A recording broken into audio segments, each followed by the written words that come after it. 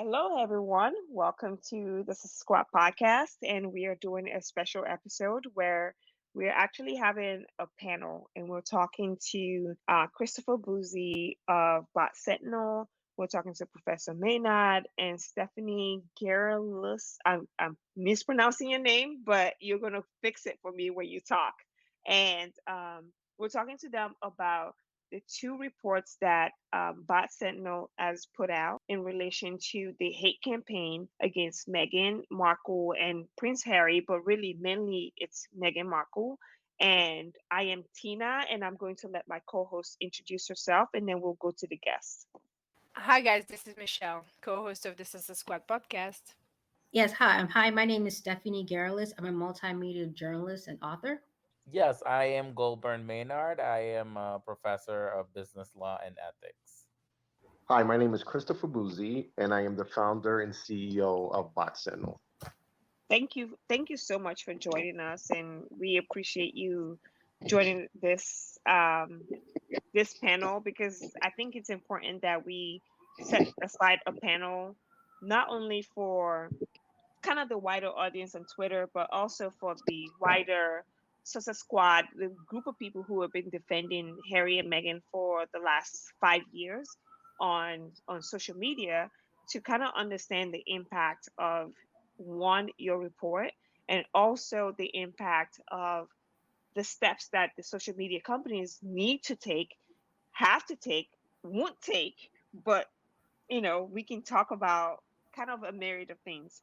Awesome. Thank you. No, Stephanie, thank you so much for joining us. And Professor Maynard, I want to say thank you so much for always riding with us. Like you've been riding with us since for a while when it comes to supporting Harry and Meghan and just kind of pulling out the truth out there and just kind of putting into context some of the things that we are saying and some of us don't actually say properly. We kind of, we are so energetic and we kind of say things in ways that maybe we should have said it, but you always try to put in context for us and you kind of, help us kind of get the general message out. And I want to say, Professor Maynard, thank you. And Stephanie, I also want to say thank you for always, you've been, I think episode 15 of this podcast was your first episode that you joined, that you came on the podcast, and it was actually the first episode that this podcast went viral.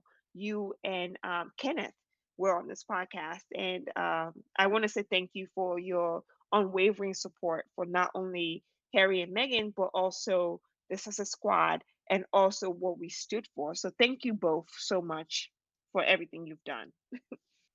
All right, so I'm gonna start. I'm gonna get started because I don't wanna waste time, and I've sent all of you guys some questions because I think it's important that we kind of we cannot have some guidelines. I'm not gonna ask all of the questions in the list, but I wanted to start with Chris. Can you talk a little bit about the background of your report and why you started the report and what the intended goal of it is? Yeah, sure. So several weeks ago, I had posted, tweeted a comment about William and Kate. It was an off-the-cuff comment, it was a joke, and I noticed, quite a few accounts pretty much swarmed that tweet and say some things that it's not uncommon on Twitter. You say something that's a little controversial and you get these replies, but it was a little odd. Um, but I've had people in DMs and contact me over the last I don't even know how long, maybe the last year or even two. Just basically saying that there's something going on. Um, there are accounts that are targeting Meghan and Harry, and that you should look into this. But we get this all the time. We get people who think that they're like bots and fake accounts that are, part of coordinated campaigns, and a lot of times it's not. And because we have limited resources, it makes it hard for us to just take on any and every project or whatever. But what I did do was, days after that, I just tweeted out certain keywords about either William and Kate or Meghan and Harry, and noticed the same things over and over again. And that's when I decided. I said, "Hey, I talked with my team, and I said, we should look into this. We should do an investigation, do our research into this, and look to see if there really is a targeted campaign, um, targeting Meghan and Harry." Um, and once I announced that, I actually tweeted that out. That's when the attacks on me started. And that was also a sign that, hey, yeah, there's something going on here. Because why would these accounts start attacking me when we're like, we're going to look into this? That report could have, we could have released a report that said complete and total opposite, that, hey, there is no campaign, there is no targeted harassment. This is all a figment of your imagination. So these individuals were behaving as if they already knew what we were going to release. Yeah, I don't think you know how happy a lot of us were that someone like you decided to take the time to look into these accounts, because this a lot of the things that that they've been saying, and they've been pushing, we've been begging people, journalists, anyone. I mean, we would tag Ronan Farrell every 5 minutes, just like look into this. And so I'm so happy that you did that, because I think it was important for us to have concrete and verifiable data behind everything that those of us who've been here since, I mean, Michelle, my co-host, has been here since October 30th of 2016 when this started. And I joined much later in 2017, and then kind of carried on into 2018. And so a lot of this has been going on for a while, and we've been almost, I feel, screaming into the wind for people to kind of just listen to us and say, look, there is something wrong here, and this is not normal. This is not normal, like, going after Beyonce and Rihanna and Serena. There's something bigger here. And so first of all, I want to say thank you for listening to the people who were talking to you, and also for testing it out to make sure that, okay, it's not a figment of their imagination, but also you got to see firsthand like what people were talking about, and also to kind of come out with a report that kind of validates a lot of our points that we've been trying to make. um I think for us, the full, like, I'm myself and Michelle, we're not leaders of the Sussex Squad. We never claim to be leaders, but I think for us, with our platform and the power that our platform has, is to look forward, right, and to see what's next. What can we do from here on out? How can we move forward, and how can we, one, protect ourselves, protect our faves, and also use the information that you've provided to us with the data set to kind of move forward as a group of people. So thank you, is what My I'm trying to pleasure. say. My pleasure. You're welcome. Yeah. And then Stephanie, um, one of the reasons that I wanted to have you come on and just kind of chat with us is to talk about the role that the media has played in perpetuating a lot of this hatred that has come from, because, and Harry succinctly told us on Tuesday that this hatred, this campaign, is not just on social media. It is perpetuated by the media. And you being a member of the media, can you talk briefly about when you saw Chris was going to look into this, and then the subsequent Chris saying, "Hey, I'm going to look into members of the media who have amplified this." What were your thoughts on that? First and foremost, I just want to echo what you just said about, Chris coming in. A lot of us were just saying, where is Ronan Farrow? And I just want to say, thank you to Chris for standing in that gap, and even Professor for a very long time.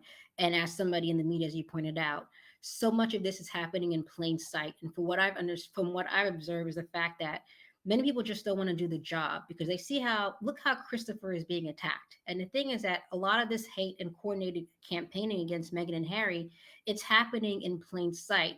But Mhm. people just assume that, oh, these are royals. This is just a soap opera. They're now treating Meghan Markle as entertainment. And I think that's one of the very dangerous facets that we have to deal with, is the fact that Meghan Markle, for many people, she's no longer seen as a human being. She's entertainment. She's somebody to make profit off. And if you know that you get engagement, if you know that you get clicks, if you know that you get traffic by mentioning Meghan's name, you're not going to stop. What is the incentive for you to stop beyond just being a decent human being? And for me, that's one of the very aggravating parts of being in journalism. I follow in the footsteps of Ida B. Wells, but that's not everybody else. Everybody is trying to be the first one to break a story.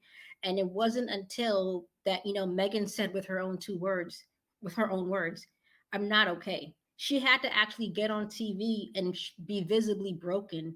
It should not have to take somebody being visibly broken for people to just say enough is enough, because we've seen it with Britney Spears. To beat this woman down, not even just during her conservatorship, but before, when she was a young hot pop star. A lot of the media loves to build people up, and if you are a woman, and damn if you're a woman of color, we're going to beat you down and break you to kind of put you in your place. And it's just been very upsetting, and I'm just glad that more focus is being paid towards this, because racism has become monetized. It's not new, but it's just so blatant in your face, and it's just so egregious. No, thank you, Stephanie. You have been steadfast from the word go as a journalist and just pushing back. I mean, you were probably the first journalist that pushed back against this in general, that say this is not normal. This is not okay. This is bigger than just Megan. And as we saw with Christopher, and his family, these people went not only after Christopher. I mean, it's fine, go after Christopher. He's a person you want to go after, but you go after his mother, you go after his kid, his daughter, black women, and say and just do amazing, like weird. I'm amazed as the level that these people were going to sink to. This is before he even decided to do a report. This is before the report came out. So imagine their fear. And this is where I go into for Professor Maynard, because Professor, I love you. You know this. I like I ride and die for you. And when it comes to the legal aspect of things, and from your perspective, and I think that it's important that people understand where why you got into this, because I think people misunderstand in some ways why you started pushing for this, because you saw this from the peripheral for a while and you said, okay, enough, I'm done, I'm going to say something. And for me, for this panel, I wanted to talk about the legalities of Twitter not acting, YouTube not acting, the legalities of what these haters could come to experience. Hopefully, I'm hoping that there's a legal aspect of this. And Professor, I would like to open the floor for you to speak, and then we can kind of get on with the panel. So, just starting with how I got involved in all of this. Uh, well, very much right. So, I think I had a Twitter account since probably December of 2017 or so. It was just really because, right, it was something I should do for my job, but nothing that I plan to use very much. And so the account was there, and before that, right, ever since Harry released the statement in 2016, I'd been keeping an eye on everything that was going on with Megan and in the media, etc. But again, I wasn't much of a Twitter person, so I wasn't checking that out. However, around the tour, yes, so around the Australia tour, I just was keeping up with every single thing going on that tour. And so I started going on Twitter more. And so I started to see people's tweets, some of the responses to the tweets, etc. So, right, that was, I guess, around October of 2018, I guess.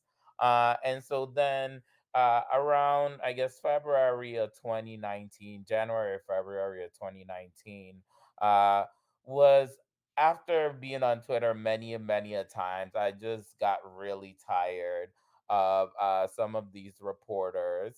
A particular one who was really dismissive of Black women. And right, I'd been noticing one of the reasons I hadn't been saying very much was because I felt like the black women were handling everything and saying exactly what they should have been saying. And so it wasn't like I needed to step in and save anyone. They were saying exactly what was right. I just got tired of this specific reporter being really dismissive of women. And I said something, and right, he decided to say something back, and that was his mistake. And so we went at it. And so then I would have just backed out then, but then there just seemed to be uh, this need from other black women. I felt like, particularly black women, who felt like having me there, and again, I wasn't saving anyone, rather, I was just kind of validating some of what they had been saying. And since I was an academic, I could validate some of what they'd been saying from research as well. And so I just stuck around, partly because people felt like I had a place there, and and they wanted me there, and so it was very much because of the community that I stayed. In terms of legalities, right, this all gets really tricky, uh, because a lot of these things, even to the extent that they rise to the level that they should involve law enforcement, they're rarely law enforcement priorities unless there is some violence that springs from it or something like that. Given how law enforcement, right, they're uh, they have to focus on more important things, etc. And they may feel like some of this just does not rise to the level that they need to get involved. So on that level, it gets tricky. Having said that, right? However, Twitter is a public company, and Twitter does have shareholders and stakeholders that it has to respond to. And so, right, it's been for many years, right? So I was looking some of these things up, and in 2014 there was an article by a well-known legal scholar called Marianne Franks, saying arguing about the many ways that Twitter is bad at responding to abuse. So for many years, Twitter has been on notice about the abuse that goes on, right? So, for example, Amnesty International has called Twitter a toxic place for women. Uh, and so, just much like Facebook, right? They've always had some responses, and they've changed policies and updated things. But much like we've seen with Facebook, they play it both ways. They get to say that they've done something, but that's really not the relevant question. The question is, have you done enough, and should you be doing more, and is it in your power to do more?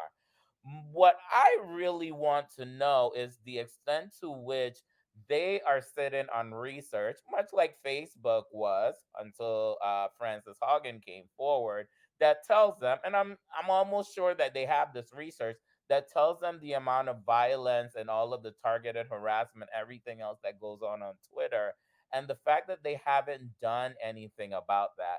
Note again, right, that this does not necessarily mean that they'll be legally liable, but I think that it offers some further momentum for what is going on in Congress right now, which is to pass some further laws to further regulate some of these companies, because the unifying theme here has been that they've done a really awful job at regulating themselves, and that they have a lot more power to do more. But given that anger is the emotion that they're able to profit off the most easily, they continue to do this. No, I agree. And I wanted to throw this back to Chris. From your research, and you've been working on this for such a long time, not only on the Meghan Markle Prince Harry issue, but on other issue, when it comes to like this January 6th, and I know you've worked on other issues even outside of the United States. Do you think there will be a viable legislation that will force companies like Twitter, Facebook, YouTube to now say enough is enough? Good question. The simple answer is no.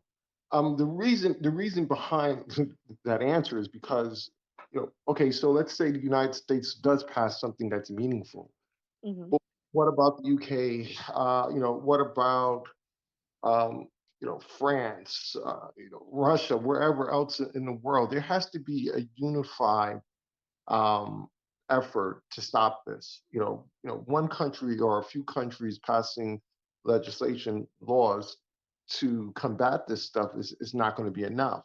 Mm. Um, then the other problem, um, we have to walk a thin line. And what I mean by that is, I firmly believe in free speech. And although these are private companies, I do think people should have the latitude to say certain things that's on their mind. So if I don't agree with something, my representative in the Senate is saying, or whoever, I should be able to express myself without having to fear, retribution or whatever. But there's a huge difference between that and people who are peddling hate for profit, who are coordinating on these platforms, and let's just be real. It's targeted harassment by a few accounts who are monetizing it as well. Um, that should not be allowed. That should not be legal. So I just think sometimes when we go the legislation route, um, our representatives, they go a bit overboard, and I just Yeah. think I think we need to walk we need to approach this reasonably, thoughtfully. But also, I think this is going to have to be solved by the global community. And I think if all the countries, if as many countries as we can get to come on board. One other thing I want to just kind of touch upon really quickly of what the professor said. Um, these platforms know where the money is at, and the money is with hate. Um, when you have people who are spending pretty much their entire day tweeting about whether it's the Duke and Duchess or someone else that's considered popular, or when it was Trump, we had folks on the left who were, let's be honest here, who were tweeting about him 24/7. These platforms love this. They love that because it's generating revenue for them. Mm. Um, this is insidious because you know we have become a society that we're turning these individuals, these politicians, Harry and Meghan, into products where, you know, which was just said earlier, they're being viewed as entertainment. They're not being viewed as human beings with, feelings, who are going through things. And these individuals that are doing this stuff don't care, God forbid, if she tried to take her own life or someone else takes her life. For them, it's like, we're pushing this out because we want to make money. This is about money for us. So, we have to look at all these different aspects when we're moving forward with legislation and we're trying to find solutions. But I can say without a doubt, the platforms are failing miserably. I don't think it's possible to moderate or stop all of this.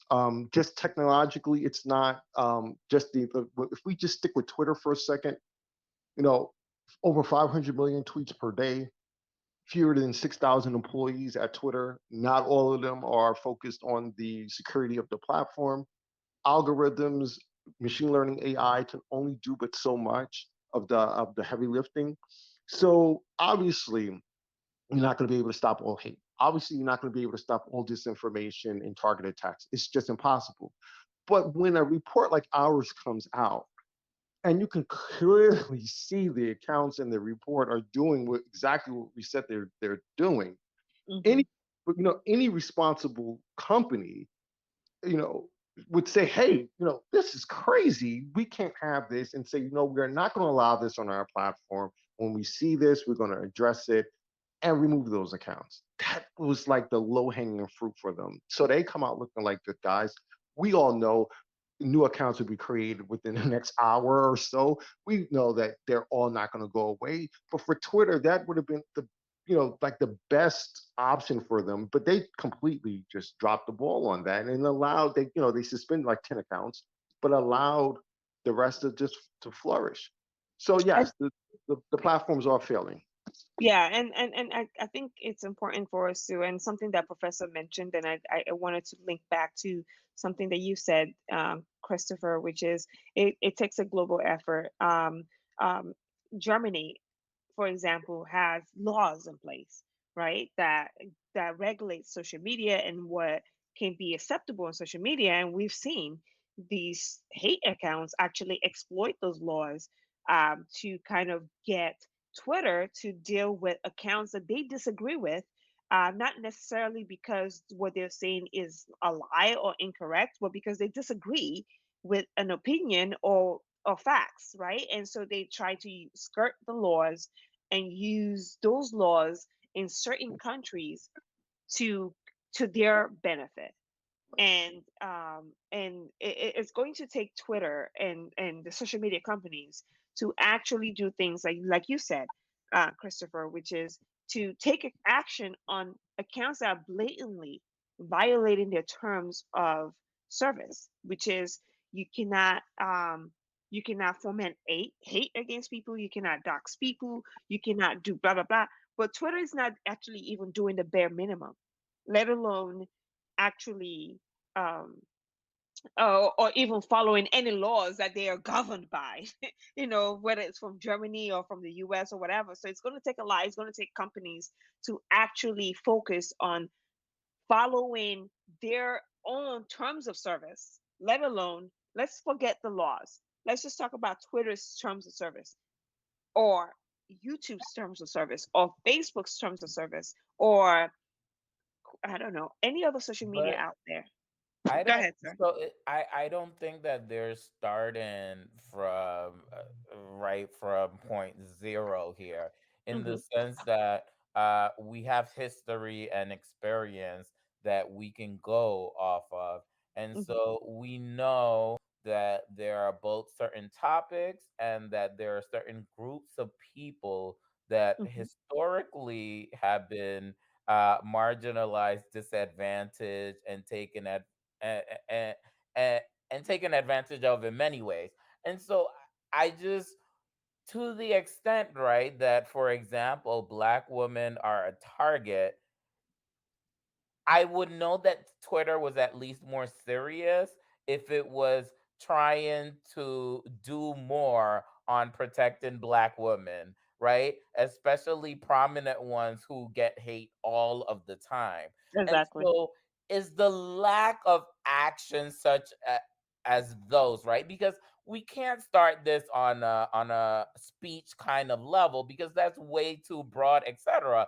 But we know certain places where we have problems, right? So social media has been a problem with ethnic violence, for example. Social media has been a problem with the election, for example. And what I thought was really telling was that when Facebook had all the eyes of the world on it, it like suppressed things for the election. And then as soon as the election was over and they wanted to make money again, they stopped suppressing things. So these are choices that are being made by these companies as well. Hmm. Yeah, I agree. I totally agree. And Stephanie, and this is a question that I'm going to go to Christopher first, and then we can kind of link to you at the end of this question, which is, can someone make that the link, like set the context for mainstream media and social media and how they feed off of each other? I think it's important because Christopher, your two reports shows an example of social media acting badly, right? People on social media just behaving like barbaric weirdos, and social media companies not taking care of that issue. Your second report really actually shows why those people on social media are behaving the way that they are, which is members of the media, and not only amplifying hate, participating in hate, using hate speech to then kind of talk like using hate speech as fact, right? And they go on media and they repeat the hate that is being fomented on media. So I want to start with you first, and kind of just take a look at both reports and see how those two feed each other and what can we as a group of people, because we're fighting. I mean, media is important, journalism is important. Getting out news and getting facts from journalists is the most important thing we can possibly do in a free country. But when we're getting news from people who are fomenting hate, people who have biases, people who don't care about actually just telling the truth and being fair and being balanced, we have a problem. And so when we have people who are amplifying hate, who are actually fomenting, their reporting is fomenting the hate on social media, I feel like we have to start somewhere else other than social media. So I'm going to start with you there and then go to Stephanie. Hmm. Um, all right. So, I yesterday I was in a Twitter Spaces, and we had a long discussion about this. And there's obviously a distinction between royal reporters and, let's say, journalists. And royal reporters are not. This is not my opinion now. This is what other people feel are not serious journalists. They're more about entertainment than anything else. I don't have an opinion on that, but I can say this. Um, when you have accounts that are on Twitter or any other platform, and they are pushing out disinformation, and let's call it what it is, disinformation. I really hate when people call this misinformation, because it's not.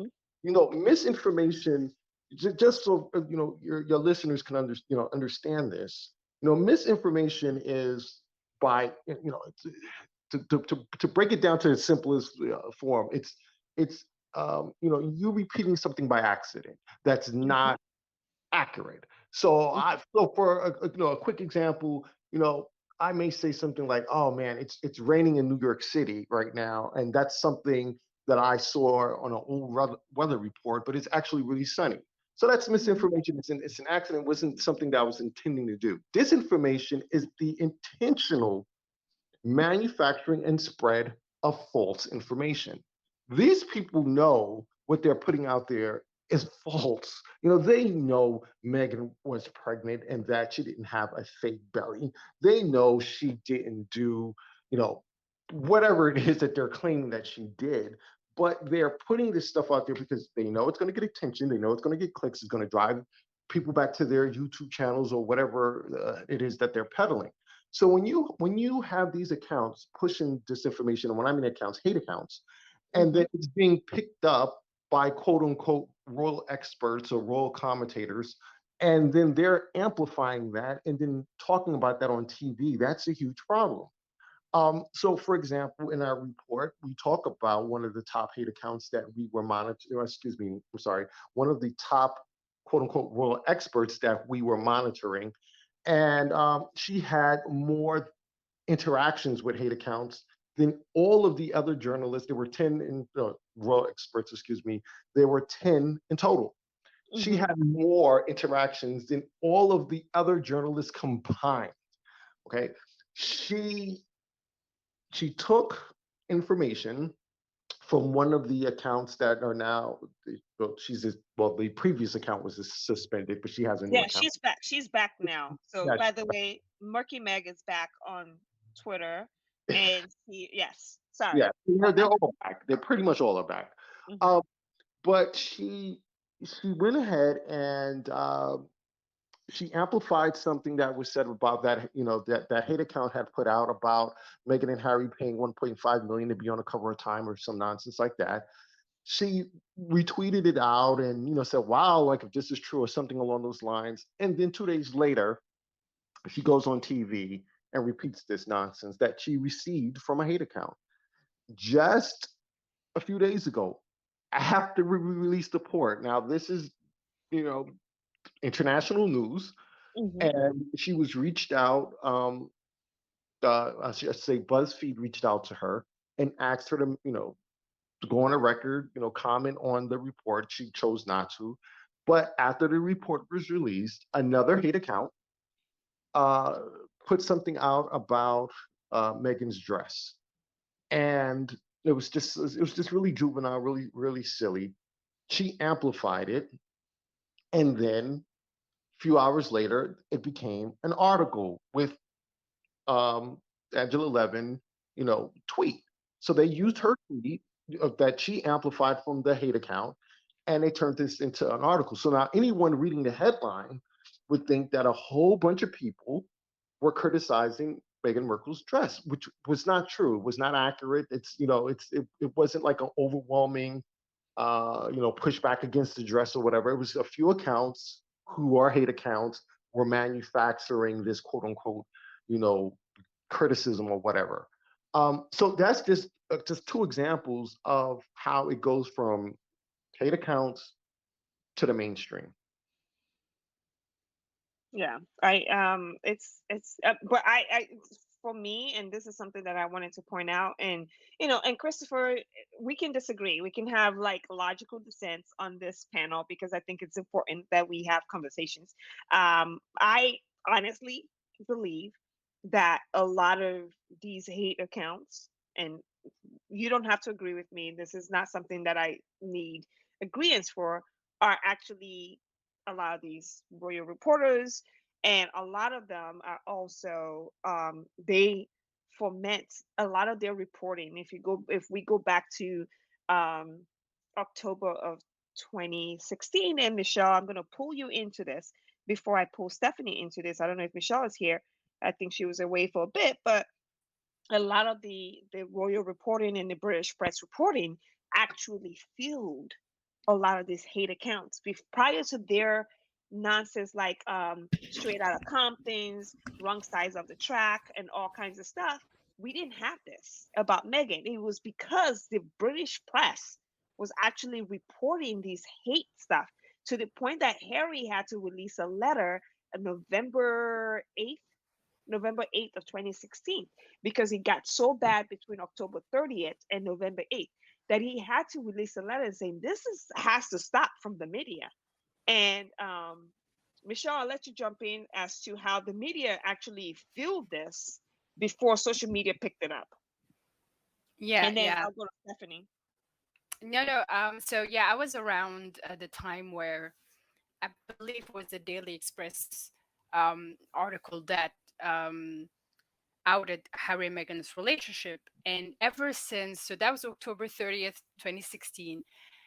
And Harry released his statement on November 8th, I believe. And so that whole first week where the relationship was made public, um, it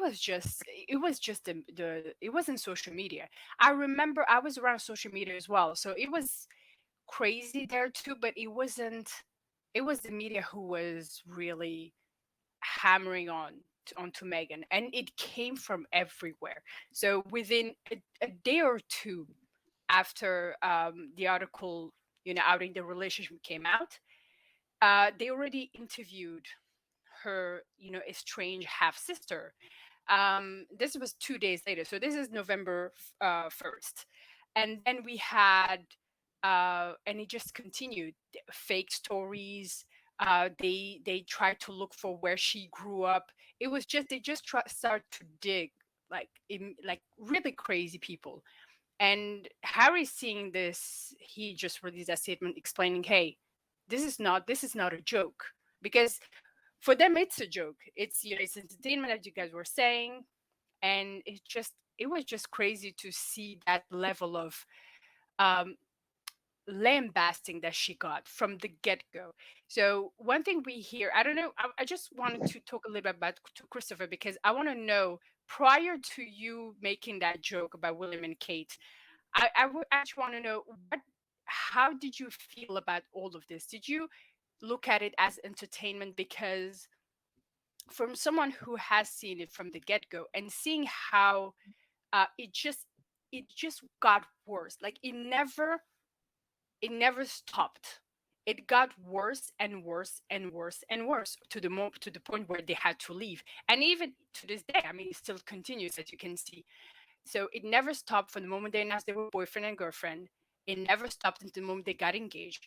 It got even worse when they got married. It got worse when she became pregnant. And then it got worse when she gave birth. And then it got worse when they decided to step back. And look here right now, we're almost 2 years after they left. It just, you have the sense that the the further it goes, the worse in terms of you can sense that there's an agenda here. The agenda is, listen, we have to put this girl 6 feet under. That's, I'm telling you right now, this is what the goal is. And you have the sense that the more it goes in time, the less they're hiding that agenda. That's really what I'm feeling.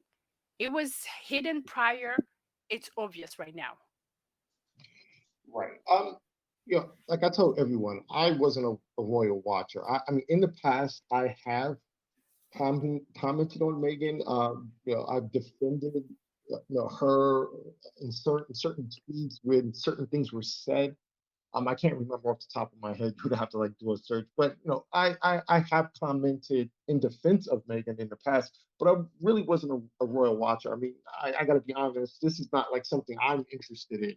And that's not disparaging anyone else who is interested. That this is just not me. Like I'm into tech. I'm into looking for the bad guys on social media. Yeah, fair But, enough.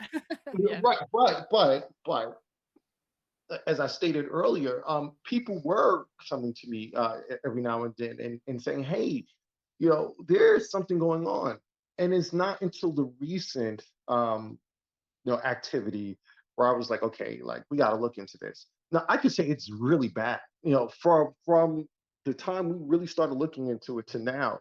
Um, just the vitriol, just the way that these people, you know, I wanna say this diplomatically.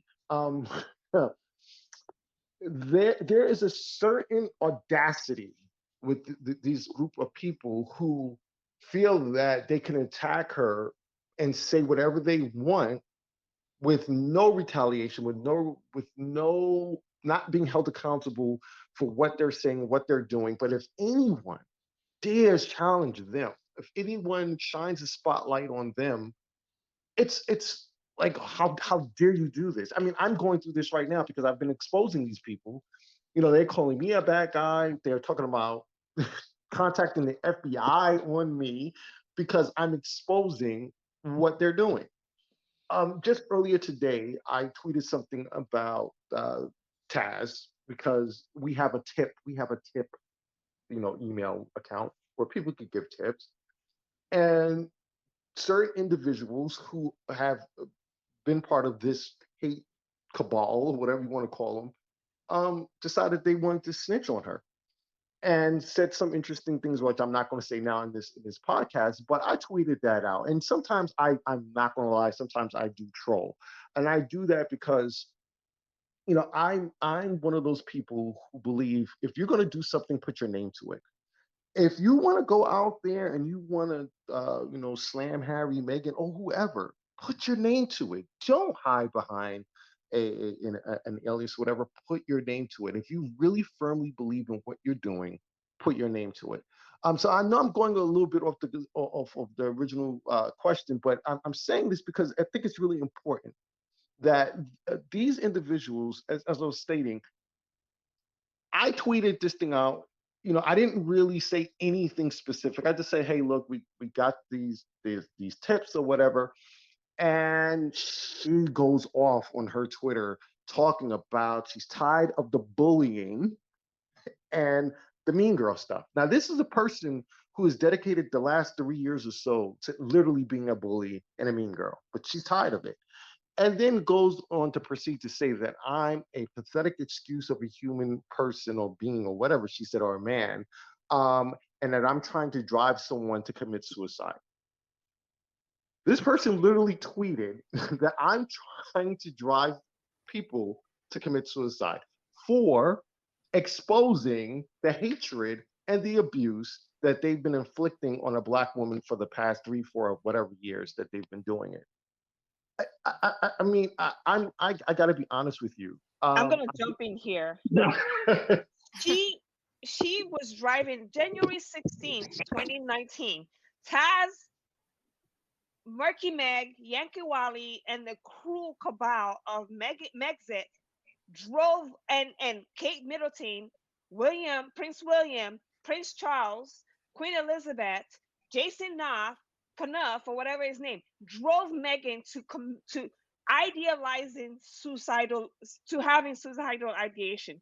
Taz, you drove Meghan Markle to have suicidal ideations January 16th of 2019.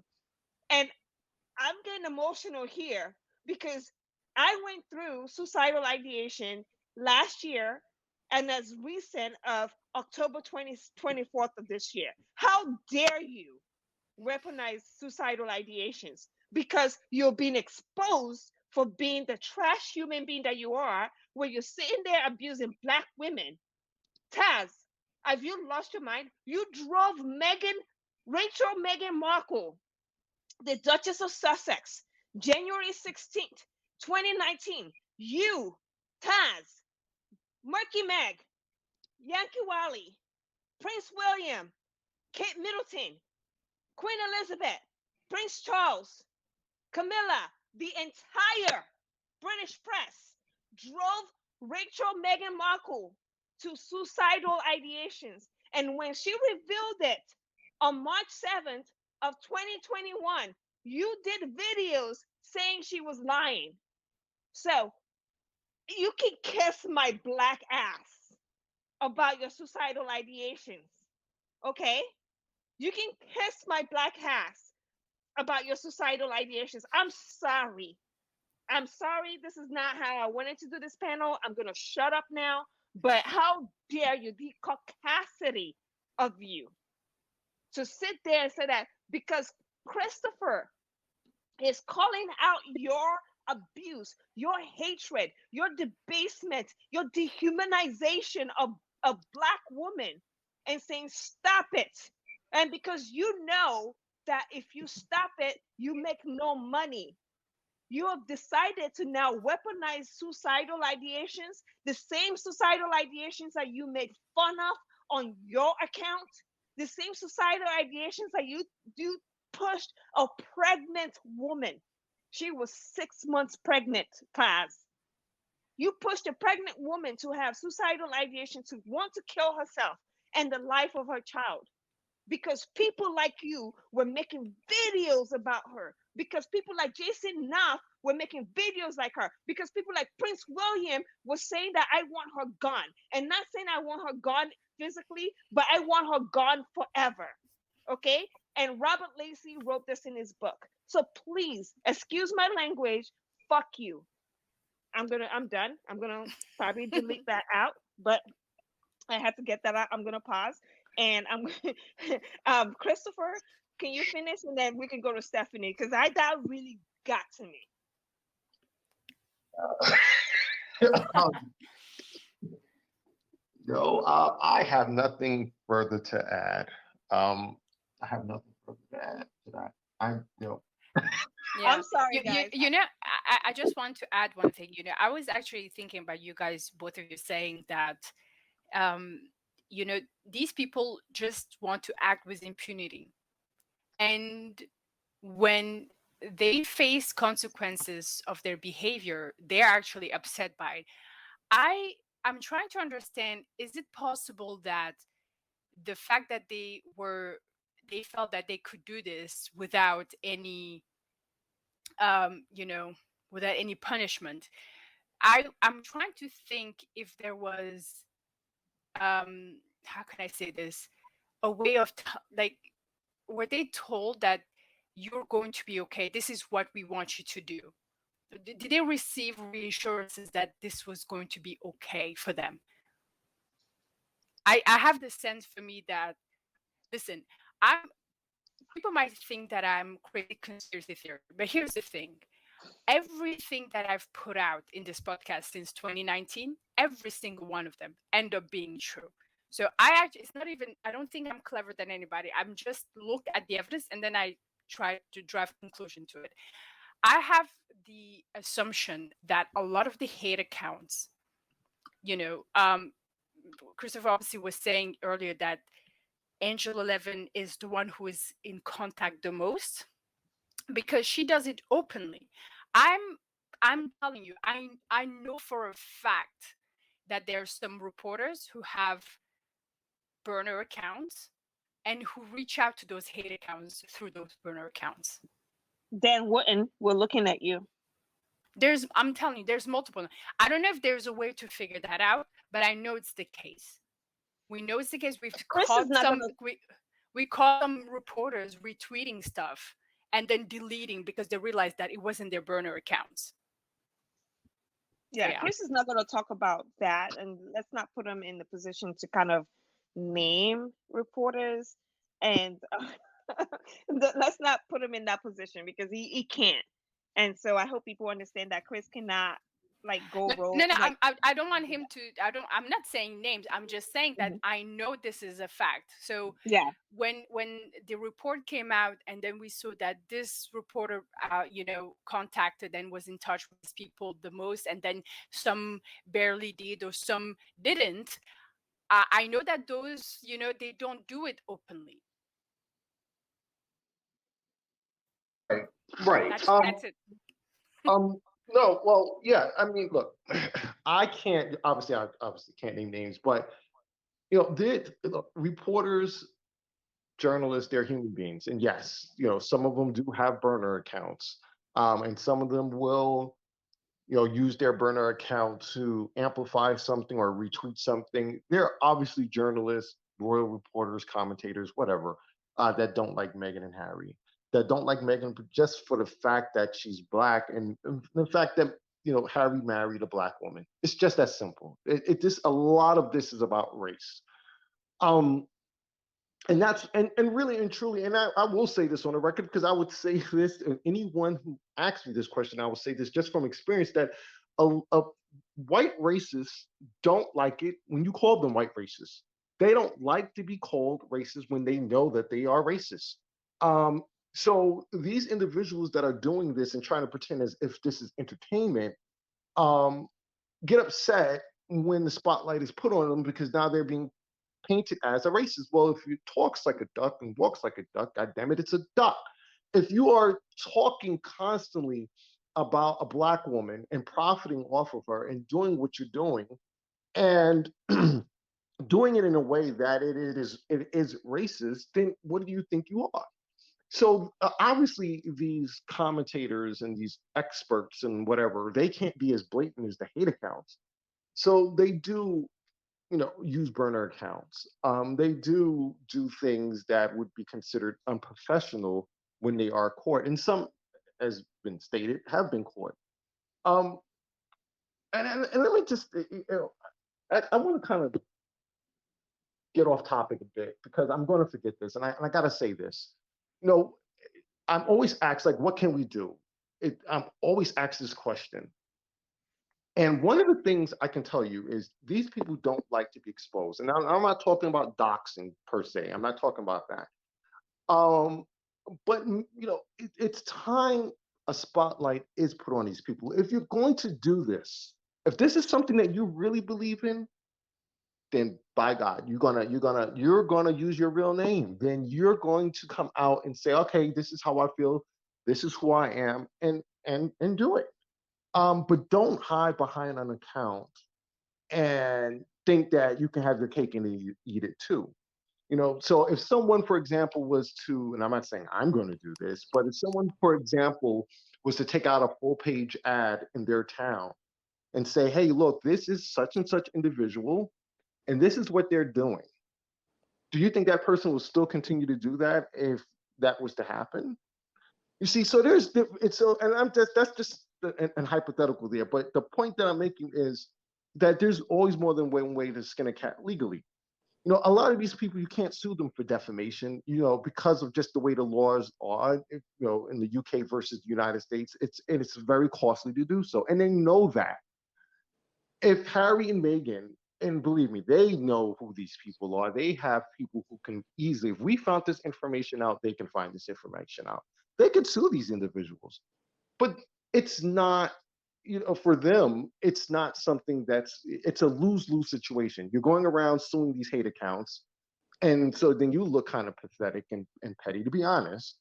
But then when you don't do it, they're just pushing this stuff out, and it's obviously causing harm to them. It's causing harm to their family. So like, what do? You're between a rock and a hard place. So that's Yeah. why, that's why I say like what we're doing here in terms of the reports is to is to kind of do what Harry and Meghan can't do, and we're not doing it on behalf of them. Believe me, like I said before, I've never spoken to Harry, I've never spoken to Meghan, I've never spoken to a representative of theirs. We're not being paid by Harry or Meghan. We're not being paid by the Sussex Squad. We're not being paid by anyone. Um, I am just tired of this. I'm tired of people of color, especially Black women, being targets of these hate campaigns. Like, I'm tired of it. Kamala Harris is another one. I'm tired Yes. of Black women being called sluts, excuse my language, hoes, whores, all this stuff because they're professionals, because they dare to succeed in life, because they dare to be something more than what these people, envision Black people to be. Hmm. So, I'm tired of that. Like, I'm completely tired of that.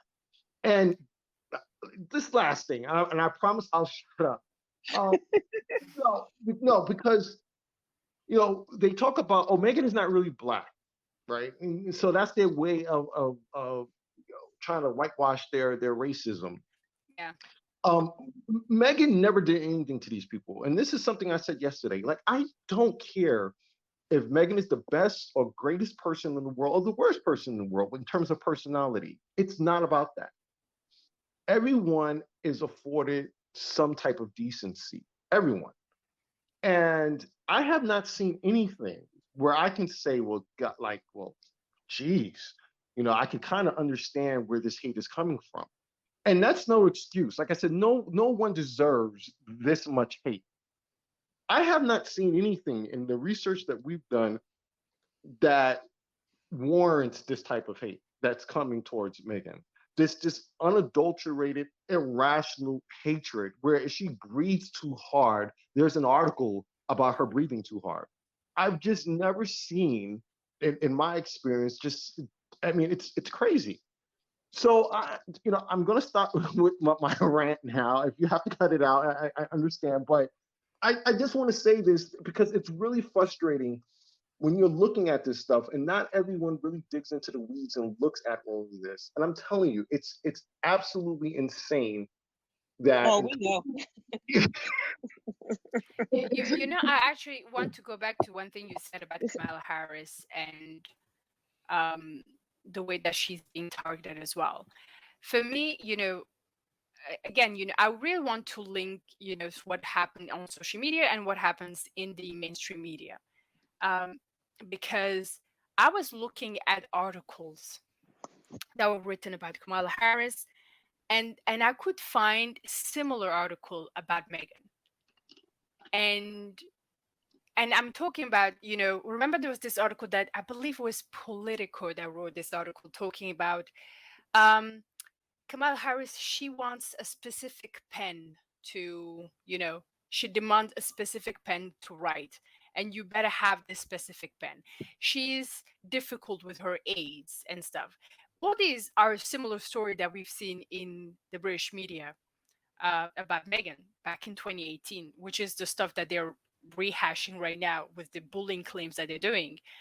It's the similarities between the way that they have been, the way that both women have been, covered in media. I'm not talking about social media. I'm talking about the media.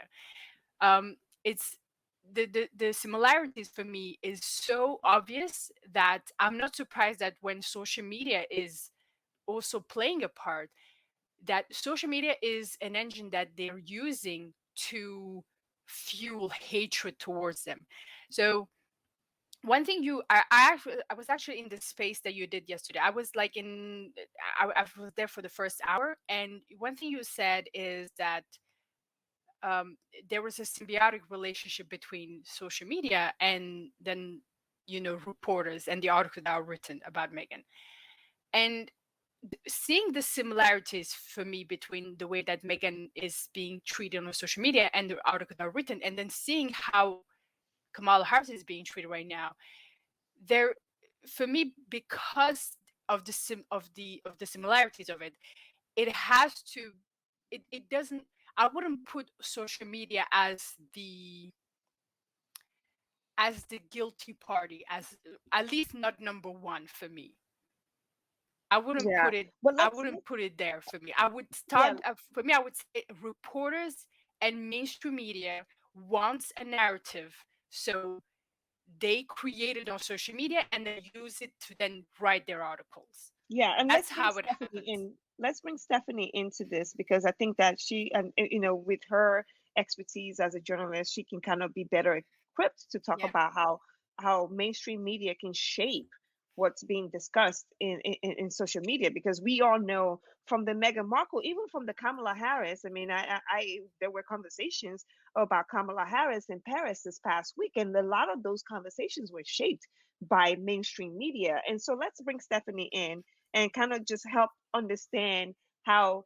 And we there's a tweet that Camilla Tomini actually posted, and I will look for that tweet while Stephanie's talking, and that where she talked about how they shape um perceptions everywhere. So Stephanie, while you're talking, I'll look for that tweet, but I will let you come into this because there's a panel and I don't want us to kind of get lost in that panel and forget other members of the panel. So No, Stephanie. it's okay. I would just say that Michelle is completely right. I know that all of you know that I've been contacted by many British outlets, and one of the things that they do shape the narrative. I've been contacted about, well, how do you feel about Meghan and Harry buying a house? How do you feel about Meghan and Harry possibly losing their titles?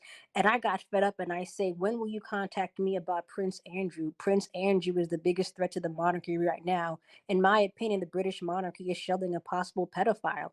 But yet the UK narrative is that Harry and Meghan choosing to leave this white supremacist cult is the biggest problem facing the institution. So yes, they are deliberately shaping a narrative that Harry and Meghan are traitorous, they're evil, they're bad, and as Christopher said, what is it that they've done? Even in your heart of hearts, you believe that Meghan Markle is a gold digger or whatever social climber. Does that mean she deserves to be dehumanized? Does that mean she deserves to be driven to social suicidal ideation? No, it doesn't. And the thing is that it's just the fact that it just keeps happening over and over, and it's exhausting. And like Christopher was saying, it's like trying to go into the weeds and make people care. But for many people, especially in America, we have a midterm election coming up. We're just coming off 4 years from the Trump years. 4 years of chaotic energy every single day. And for a lot of people, they're like, well, why should I care about this Meghan and Harry stuff? Because it's become a soap opera. They've dehumanized two human beings, and they just see two rich people complaining. But it's beyond Harry and Meghan in a lot of ways, because it is Black women, women of color, who are most being targeted online, being called out our names like sluts and whores, getting death threats. Like Black women view she's getting death threats for speaking truth to power. It's that kind of stuff that needs to be dealt with, because if they can do it to Harry and Meghan, they can do it to any of us. And like Christopher said, they look like losers going after somebody on YouTube. It's sort of like, don't you have anything better to do? But at the same time, when they don't do anything, it continues. So it's just really, it's a I don't want to say it's self-defeating cycle, but it's a vicious cycle that is taking place, and something needs to be done. And I think I'm really happy that Christopher has stood in the gap. If nobody else will hold these people accountable, I'm glad that Christopher and Sentinel have made it possible that you're not going to continue monetizing off this hate. Twitter won't bring down the hammer, but I will expose you like the roaches that you are. Yeah. No, thank you, Stephanie, for that. And Professor, I wanted to bring you into this conversation to talk about, um, from a legal standpoint, can Harry and Christopher kind of brought this on and talked about the fact that Harry and Meghan probably cannot possibly sue every single hater account here. But from a legal standpoint, can Harry and Meghan go after the social media companies? Kind of like how we see when copyright infringement. I mean, we all know that our old Twitter account was taken down because of copyright infringement because a lot of these music companies go after these social media companies. Do we think that something similar can happen, or is it because I forgot what law that protects them? Either it's 203 or 230 that protects social media company from lawsuits, or is this just like a pipe dream? Yeah, so I, of course, I am not a speech expert, but as you said, there is that law that protects them. Hmm. Um, yeah, so I'm not absolutely sure. What I actually, uh, if it's not possible because of that law, I guess what would be fascinating is if what we're seeing now in the wake of, for example, Black Lives Matter, is that we're seeing some shareholder suits arguing that these companies are not following up on some of the equity, racial equity policies they said they would institute. They haven't seen Hmm. any results from that. So I think it would be fascinating to see something similar with the social media companies, to the extent that they're protected by legislation, which again is something Congress can do something about. Hmm. To the extent that they're protected, to what extent should shareholders be saying, look, you have not been following your own policies on what you said you would be doing about abuse, etc. And so therefore, you should have to pay some damages for that, or right, for not following your own policies. Because yeah, this is really problematic, and so it's hard to get kind of the same political pull from Hmm. from Congress with the Harry and Megans of the world, but with the Frances Hoggins of the world, and with teenage girls, etc., having more suicide ideation, etc., because of social media, I think a lot more can be done to allow, right, it's not always regulation. Sometimes is give social media companies a carrot.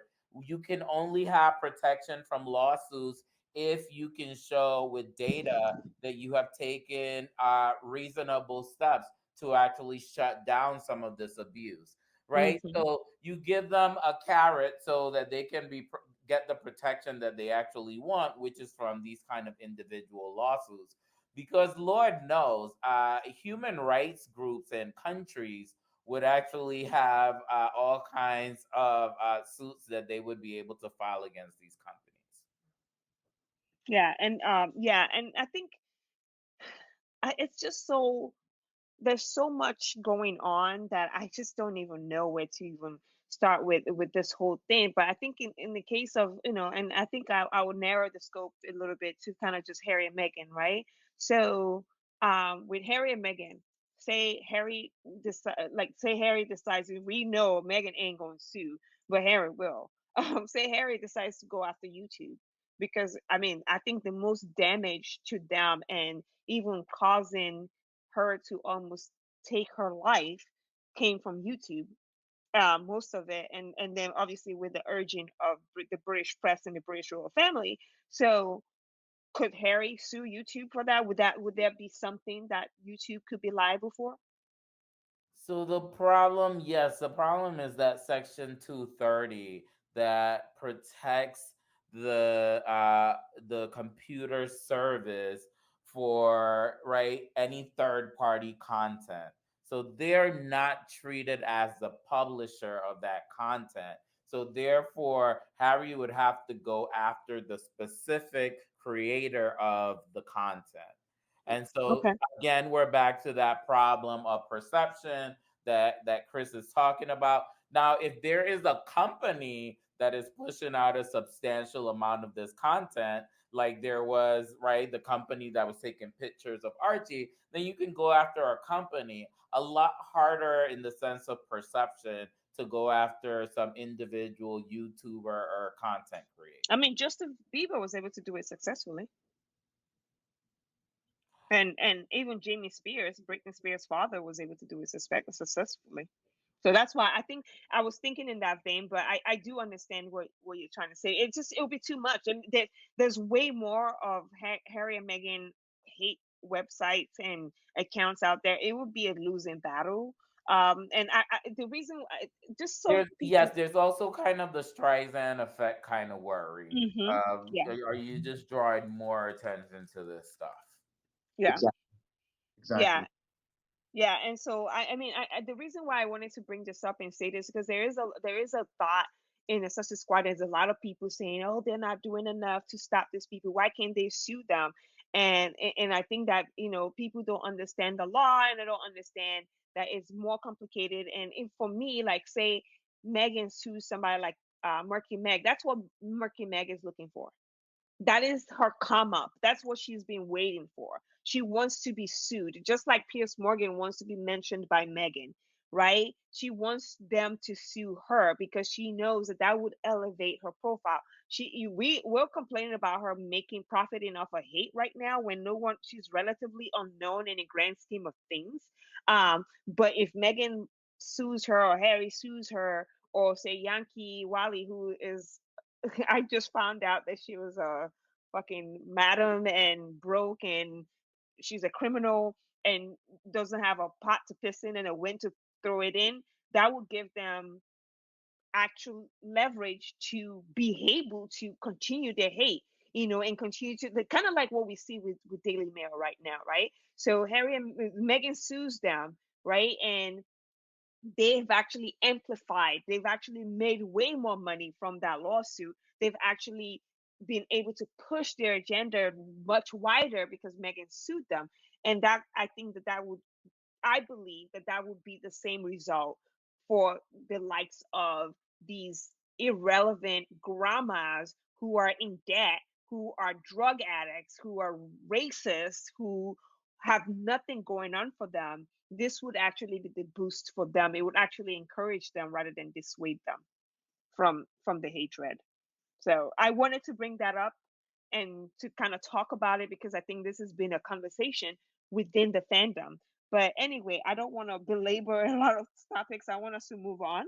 And I wanted to ask a question. If journalists are aware of the smear campaign and can't speak up, why are they participating in it? And I think that is a question I'm going to ask Christopher first, and then I will let Stephanie kind of close that. Sure. I'm sorry. Can you repeat the question? If journalists are aware of the smear campaign and can't speak up, why are they participating in it? And when we say journalists, we're not talking about the UK press.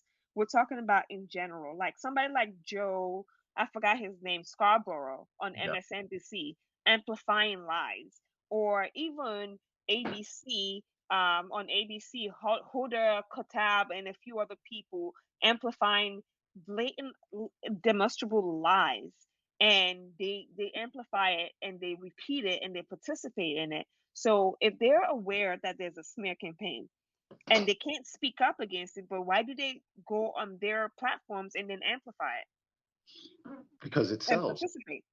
Because it Okay. sells. I mean, that's just the short answer. Because it sells. Because at the end of the day, these networks need eyeballs. And right now, Meghan and Harry are generating eyeballs. So, to talk about a smear campaign, and let's be fair here. When we released the first report, it did get a lot of traction and it did get a lot of media attention. So now the pushback to that is to talk about something else which may be not accurate. Um, and look, and this happens with a lot of things. This is not just about Harry and Meghan. We saw in the 2016 election things that were being reported by the press about Hillary Clinton were just completely false. And a lot of that stuff was coming from social media and being regurgitated in the media. So there is another problem that we didn't really address it here in terms of holding the media also accountable for a lot of this stuff. But I want to go back a bit to the whole Streisand effect and everything else.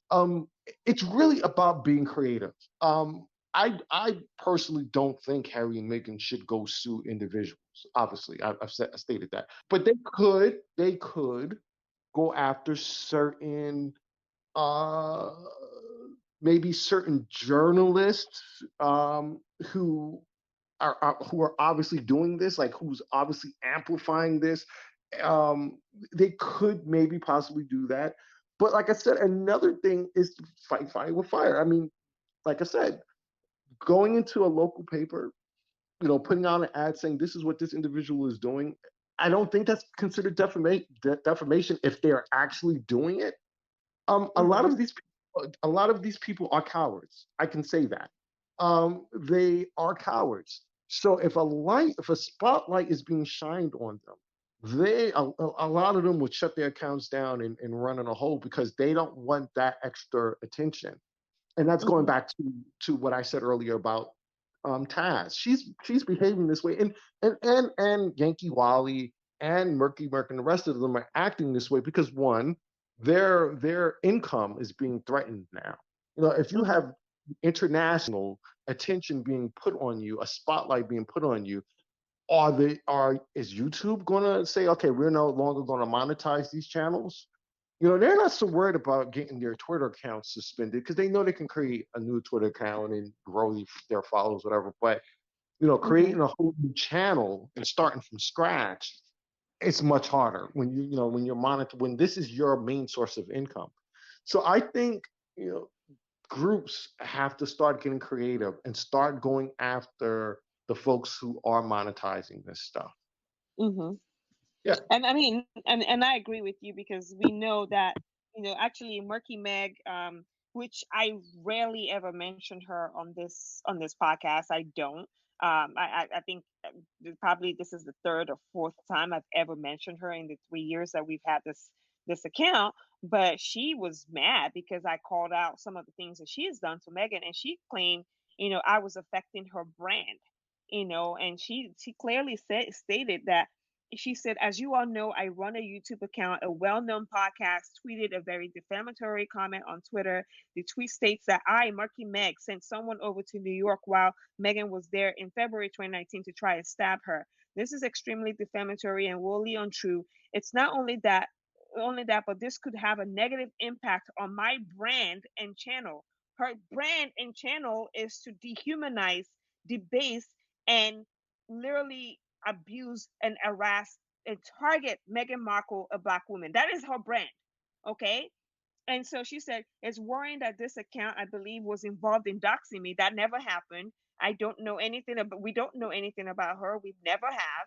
And we don't care about her. Doxing me previously in the suspended account. She can't screenshot it. She can't post it because that never happened.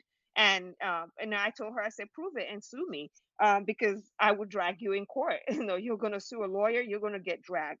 But anyway, this is the second account. We got suspended for copyright infringement on Drake. If you guys know, I love Drake and I love Beyonce and I play a lot of their music. And we've talked about the fact that companies can go after Twitter for copyright infringement. That's why our account was suspended, not because of any stuff that we did that violated Twitter's TOS other than copyright infringement. So they know my address, which we don't know. I don't know where she lives, and they are posting that I instructed someone to stab Meghan Markle to try and encourage hatred towards myself. No, you guys, every picture that you post about Meghan's not being pregnant and carrying a womb bump, and then saying that somebody needs to confirm and we're going to expose her for this, or boom, she's been arrested, her and Doria are in prison with MI6. All of those are inciting hate and stuff. The fact that these people think that their brand is being affected for being exposed, and it goes back to some of the stuff that you said, Christopher, about them attacking you for saying you're going to look into this, because in their mind, their brand is going to be exposed for being the hate accounts that they are. The fact that these people think being a hate account, a racist like they're terrorists, in my opinion, they're racist terrorists, and they're sitting there, hate accounts, hating on a black woman for because a white prince fell in love with her, and they don't think that she's good enough for him, and they've done everything, dedicated the last 4 years of their life making this woman's life a living hell, to the point that they now think that that could negatively impact her brand. Her brand, the brand is to debase and dehumanize a black woman. And again, it goes back to everything, and I want to tie this up and not belabor the point, but the fact that these people think that they are a brand, and why Harry and Meghan cannot go out suing these types of people, because they actually think more of themselves than they are. Because can you imagine Harry and Meghan suing these one who thinks that they are a brand and they should be allowed to be racist in peace? it's crazy. It's ridiculous to me. And the and social media company um allowed this. And Professor Maynard has to run, so I'm going to kind of quickly give him the last word and kind of like have him say what he has to say when it comes to the legal aspects, what we can do from the Sussex Squad, like regular people on the streets, and then we can continue on with the conversations with Tiffany and Christopher. Professor. So I think that to the extent that the companies have their own terms of service, we have to keep pushing on that. So YouTube, just make sure to report more of these accounts for hate, so that at least if they're not kicked off right away, which is amazing because always Black content creators are getting kicked off of YouTube. But even if they don't get kicked off, more of their videos could get demonetized, Mm-hmm. so they can at least stop making all of this money off of them. I think that ultimately it's going to be the public stuff and not the legal stuff that will make things happen, in the sense that these companies need to feel some kind of pressure. And so Congress needs to take away some of their protections if they don't uh, take certain actions. And that is what ultimately, when they start feeling it in their pocket, that will Mm-hmm. force them to do something, because otherwise it's too profitable. Ultimately, the fighting and the hatred keeps people engaged for a lot more seconds, minutes, and hours. And so it's still worth it. And still, like, from a shareholder theory perspective, they continue to add value for their shareholders. And so it's sad, but until there's some other kind of pressure that's put on them, and I think at this point it needs to be some kind of pressure from Congress, I don't see much else happening. Yeah, that's, I mean, it's good to Professor, you've always been right here, and it's always been a frustrating struggle, just seeing people get away with with basically murder. I mean, attempted murder, and I'm not talking about her reputation. I'm talking about these people coming after her existence. And thank you for always standing up for what's right, and may the good guys win. I mean, that's all I can say. May the good guys win, and at some point the good guys are going to win, and these companies are going to feel the pressure some way somehow. And I believe that what Christopher and Bot Sentinel has started has actually been eye opening, and is such a good reference and data point, and it's going to be bigger. There's something coming, and I feel it, and I know. And so I want to say thank you, Professor, before you head out um on this. Thank you Thanks, so Prof. much for having me. Thank you, Thank you, sir. Professor. Thank you, sir. All Yeah, right, so I'm gonna move on to some other questions that I know yeah. that people want me to. Can I just ask one question Mhm, to Christopher Buzzi? Can I just ask one more?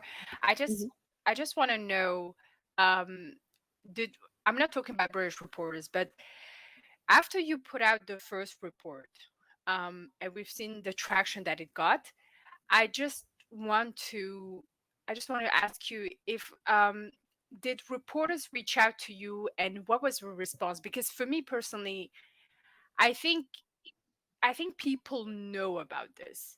People know about this, and either I don't want to say didn't care, but it's something that I feel like there's so much stuff going on in the world that this is not something that was um, the first thing that they would be upset about. But I truly believe that a lot of people know about this. The way that I would hear sometimes responses of people, I would hear like, thank God someone is actually doing the work right now. Like, we have suspected this, but I'm glad that it's coming out. So I don't know. That's kind of the response that I feel like you've been getting behind the scenes. Right. I mean, just understand.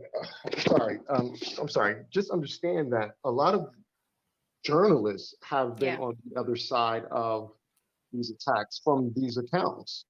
So for them, they're like, hey, look, even before we put the report out, we have information. I've never had any other project we've worked on, any other research investigations we've done where we've had journalists, come to us and say, here's some information about this or that, because they've been on the other side of this. Hmm. Um, and that's, I also believe, why, not just because it was about Meghan and Harry, but also because journalists, and I'm talking about now real journalists, investigative journalists, people that are doing the work, are tired of these attacks. They're tired of putting something out and then being attacked viciously, especially female journalists, um, by hate accounts, whether it's about Meghan and Harry or whatever, QAnon, whatever it may be. Um, so for them, it's like, something. This is retribution for us as well. This is we're tired of this. Like, we want to get this out because we are tired of being attacked. We are tired of these fake accounts, being able to just do basically whatever they want to do without little to no accountability or action by the platforms. So yeah, I mean, journalists reached out to me before the report was published, after the report was published, and it was, I believe, viewed in a positive light by the you know by journalists, the community. The second report, however, not so much so, because it's still a club of professionals where, we talk about police officers not snitching on other police officers and stuff like that. There's a brotherhood, a kinship, whatever you want to call it, with journalists. And you also have to consider that some of the names that were on our list, the people that were on the list were, quote unquote, experts, world experts on a lot of the major networks here in the United States. So how do you report on a report that's kind of slamming these people that you used as a source at one time, or as an expert at one time? So we knew that going in, that doing this, it would not get as much traction. So the third report, I think, is going to be well received again, because it's not talking about journalists anymore, whatever, people in media. It's now focusing on the characters behind these accounts. It makes sense. I mean, like, this is so exhausting. Like, for me, like, Michelle's been going through this for 5 years, right?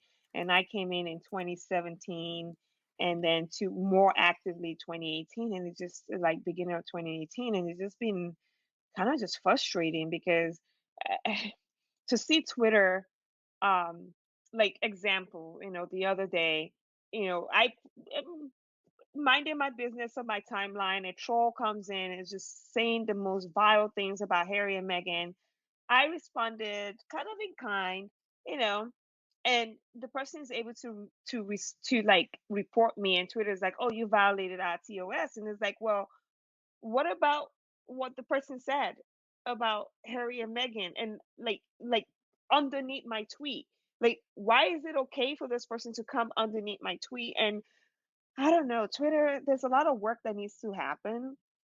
And, I just don't know where to go and where to start. And I just really hope that with Christopher's report, both reports, that Twitter really take a step back, and not just about Megan. And I've always said this on this podcast, that it's not, this is bigger than Megan. This is about little Tanisha in Brooklyn.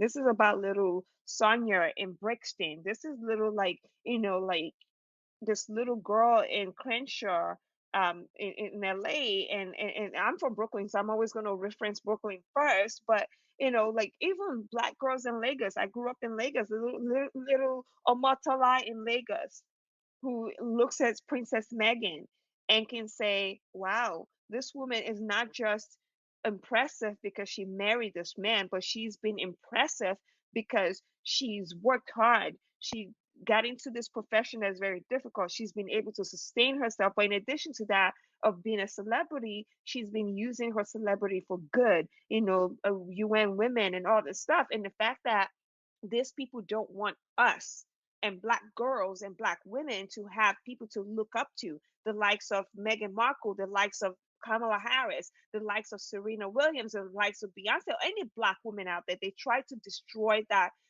idea for us.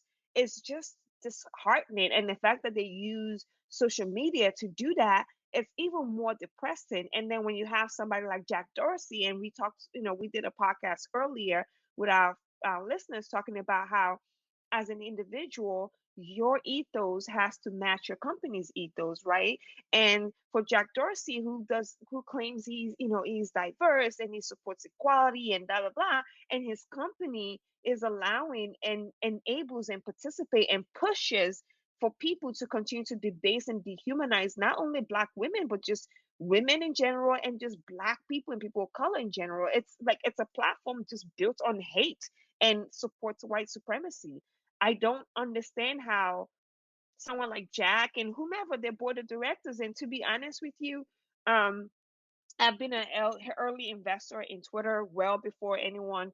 The moment I saw, I think it was, I can't remember who it was, before Twitter was a big thing. When when they came out with the IPO, I invested early, and I talked to my financial advisor a few weeks ago and said we need to move all that money somewhere else, because I can't in good faith continue to invest in a company that does not even match my ethos.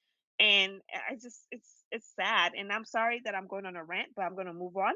And Christopher, a question that I have for you, and it kind of goes to the point that I was trying to make, which was, how does the trolling abuse of famous people differ from cyberbullying of regular civilians in terms of rights to privacy, and how do these differences affect the ability to combat the problem?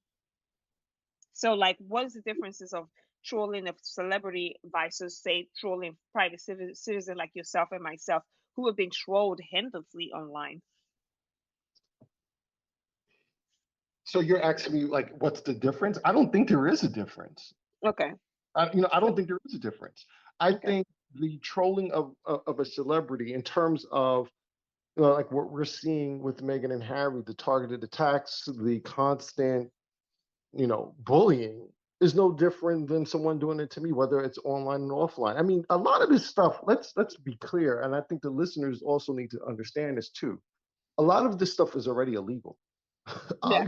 Cyber stalking, cyber bullying, all that stuff, it's illegal. But because there's so many individuals that are doing it, I mean, you're just not going to get a prosecutor that's going to start going after these people. Yeah. It would have to be something so egregious, something so over the top, where a prosecutor is like, okay, enough is enough. Um, so these accounts, they know this. So like a lot of the top accounts that have the YouTube channels, to avoid defamation or to Mhm. avoid being demonetized or whatever, they always put this disclaimer out first, and oh, it's public information and yada yada yada. But they know exactly what they're doing. They all know what they're doing. Um, Yeah. you know, and so I don't think there's a difference. Mhm. If I go to someone's job and I start harassing them and start doing the craziness that happens online, I would be arrested, and rightfully so. Mhm. Um, and just because someone's a celebrity does not mean they deserve to be attacked in the coordinated way that Harry and Meghan are being attacked, or Kamala Harris is being attacked, or even obviously he's not a female, but Joe Biden. There's a coordinated effort against him. Um, Mhm. so I think I don't think there's really I don't think there's a difference. So I'll just go back really quickly to what we were talking about earlier. It's Mhm. really going to take the global community. It's going to take all of Mhm. us working together to start to push back against this stuff, because it's just not right. Like, I should be able to go on Twitter. I should be able to share my ideas or whatever. And of course, there are going to be people that disagree with me. Mhm. I should not be compared to a gorilla. I should not A have pimp. people, posting stuff about my daughter, or creating fake accounts using my daughter's own pictures and alleging stuff just because they can. Like, that's just not cool. Okay, it's not cool. Exactly. Um, Exactly. so yeah, I mean, we, obviously we need to do something. Um, I just really want more people to understand what's happening behind the scenes and not think about it as Meghan and Harry, but just think about it as human beings who are going through this craziness that anyone can be put through. Any politician, any average citizen, anyone can face the same type of targeted attack. Yeah, I totally agree, and I'm gonna try to like wrap this up because we've gone quite a bit, and it's probably a testament to some of the questions that have been brewing, and I had a lot of help with a lot of these questions just to make sure that we cover a lot of bases. So I apologize for taking up a lot of your time, both Stephanie and Christopher and even Professor, but I really appreciate it. But one thing that I wanted to ask you, Chris. And one thing that I remember you mentioning, a few people have mentioned it, the role that social media plays is to actually participate in this. And then when I say social media, I'm not talking about social media users. I'm talking about the company. So, like example, you you guys were kind of looking through all of those accounts, and obviously you were using accounts that are not tied to you, right? And you weren't following anybody, but they were recommending a lot of these hate accounts to you and hate tweets to you. And we've seen tweets after tweets from people saying, why is Twitter recommending cesspool of hatred and bigotry and racism and misogynoir to me? That's not something I want to see. So what do you say to that? Because I think that that is something that we haven't explored in this conversation, but I think we need to explore part of the culpability from these social media companies and their algorithm. And something I want to mention, and I'm sorry this is a long-winded question. Sophia Nobles wrote an amazing article for The Cut, and I'll put it in the show notes of this podcast. But wrote an amazing article for The Cut and talks about the fight for Meghan's life. But in addition to that, she is the author of this book, and a lot of our listeners already know this. And Sophia's actually helped us out with a giveaway where we gave away four books to different Sister Squad members. Um, but we and I have multiple copies of Algorithm of Oppression. She talks about the algorithms of these social media platform and how it's used to weaponize abuse against Black women. What can social media companies, yes, they won't enforce their TOS. Yes, they won't suspend accounts, blah blah blah. But what can they do within themselves from a Black man who I think is a young Black man who has a startup tech company? There's something that these companies who are multi-billion level companies can do in their algorithm to prevent and not participate in hate? I guess it's a long-winded questions, but you get my drift. Um, is this to me or Steph? To you, Oh, oh, Christopher. okay, yeah. Why would they do that though? They're making money off of this, and it goes back to what I was saying earlier. They know this is happening. Hmm. Um, they looked at our report. Um, it's still happening after the report. I mean, we had accounts that we don't really use for anything else but to look at other accounts, and because I've pretty much been blocked by everyone from that hate network, and Hmm. just by viewing the profiles, not following, not interacting, just viewing the profiles, we were starting to get recommendations to follow other hate accounts. And Hmm. and it's interesting, Angela Levin was actually one of the accounts, and we have screenshots of this, Hmm. um, where the algorithm also suggested Angela Levin along with the hate uh, uh, accounts, which is interesting. But anyway, um, and then to add, I mean, like to really, in my opinion, this is really nuts. For two of the accounts, started receiving emails from Twitter highlighting the tweets Mm. of these hate accounts that we were not following, and I tweeted about this. Yeah, I remember So, that. Yeah. yeah, it's so this is all just from viewing, not following, not interacting, not liking, not doing anything with these accounts, but just looking at them, just Yeah. reading tweets. Um, so they're not going to change that until they're forced to change that because they're pushing this hate. They're pushing it. It's just that simple. The same way Facebook is doing it, The same way YouTube is doing it, Twitter is doing it. They have to make money, and they're making money off of hatred. Period. Mm. Point. And then the last thing, and it's not so much about the algorithms, but I'm tired of the media like playing this game with Twitter and all these different networks, these social networks, where they make these statements and they kind of like go with it. They didn't do it so much this time with the report. They did push back a bit, but like it's just utter nonsense when you know your own terms, your own rules. You know what the rules are. You look Mm-hmm. at the accounts and you see that they're constantly breaking the rules, but you leave them up there. So now the question is why you're doing that. Mm. Is it because you're profiting off of this? Obviously, the answer is yes. Is it because you're trying to stay neutral? No, we know that's not true because we know accounts can get. I'm talking about Twitter now, suspended Yeah. just for the silliest things. You Yeah. know, we've seen this happen. Yeah, and still these hate accounts are thriving. Why is that? So, these are the questions I think needs to be asked and needs to be answered by the folks at Twitter and other Yeah. platforms. Yeah, I mean, it's crazy.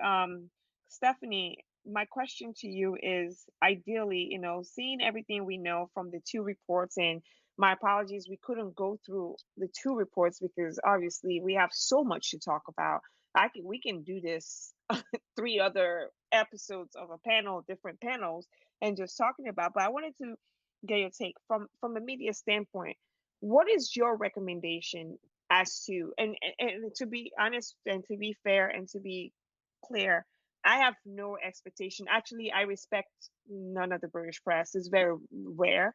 But what is your recommendation for members of the media who are maybe inadvertently, but I believe that they are purposely amplifying this, or even the responsibility within the media? Because we've seen as recent as I think Friday, somebody like Joe Scarborough not doing his research on a topic, right? And then just literally lying to his listeners. What is the responsibility that the media should take in this? To extend some good faith, effort to some of these journalists to actually do your due diligence. One of the things that upsets me, this new generation, I had to go to school to earn my degree in Me too. journalism.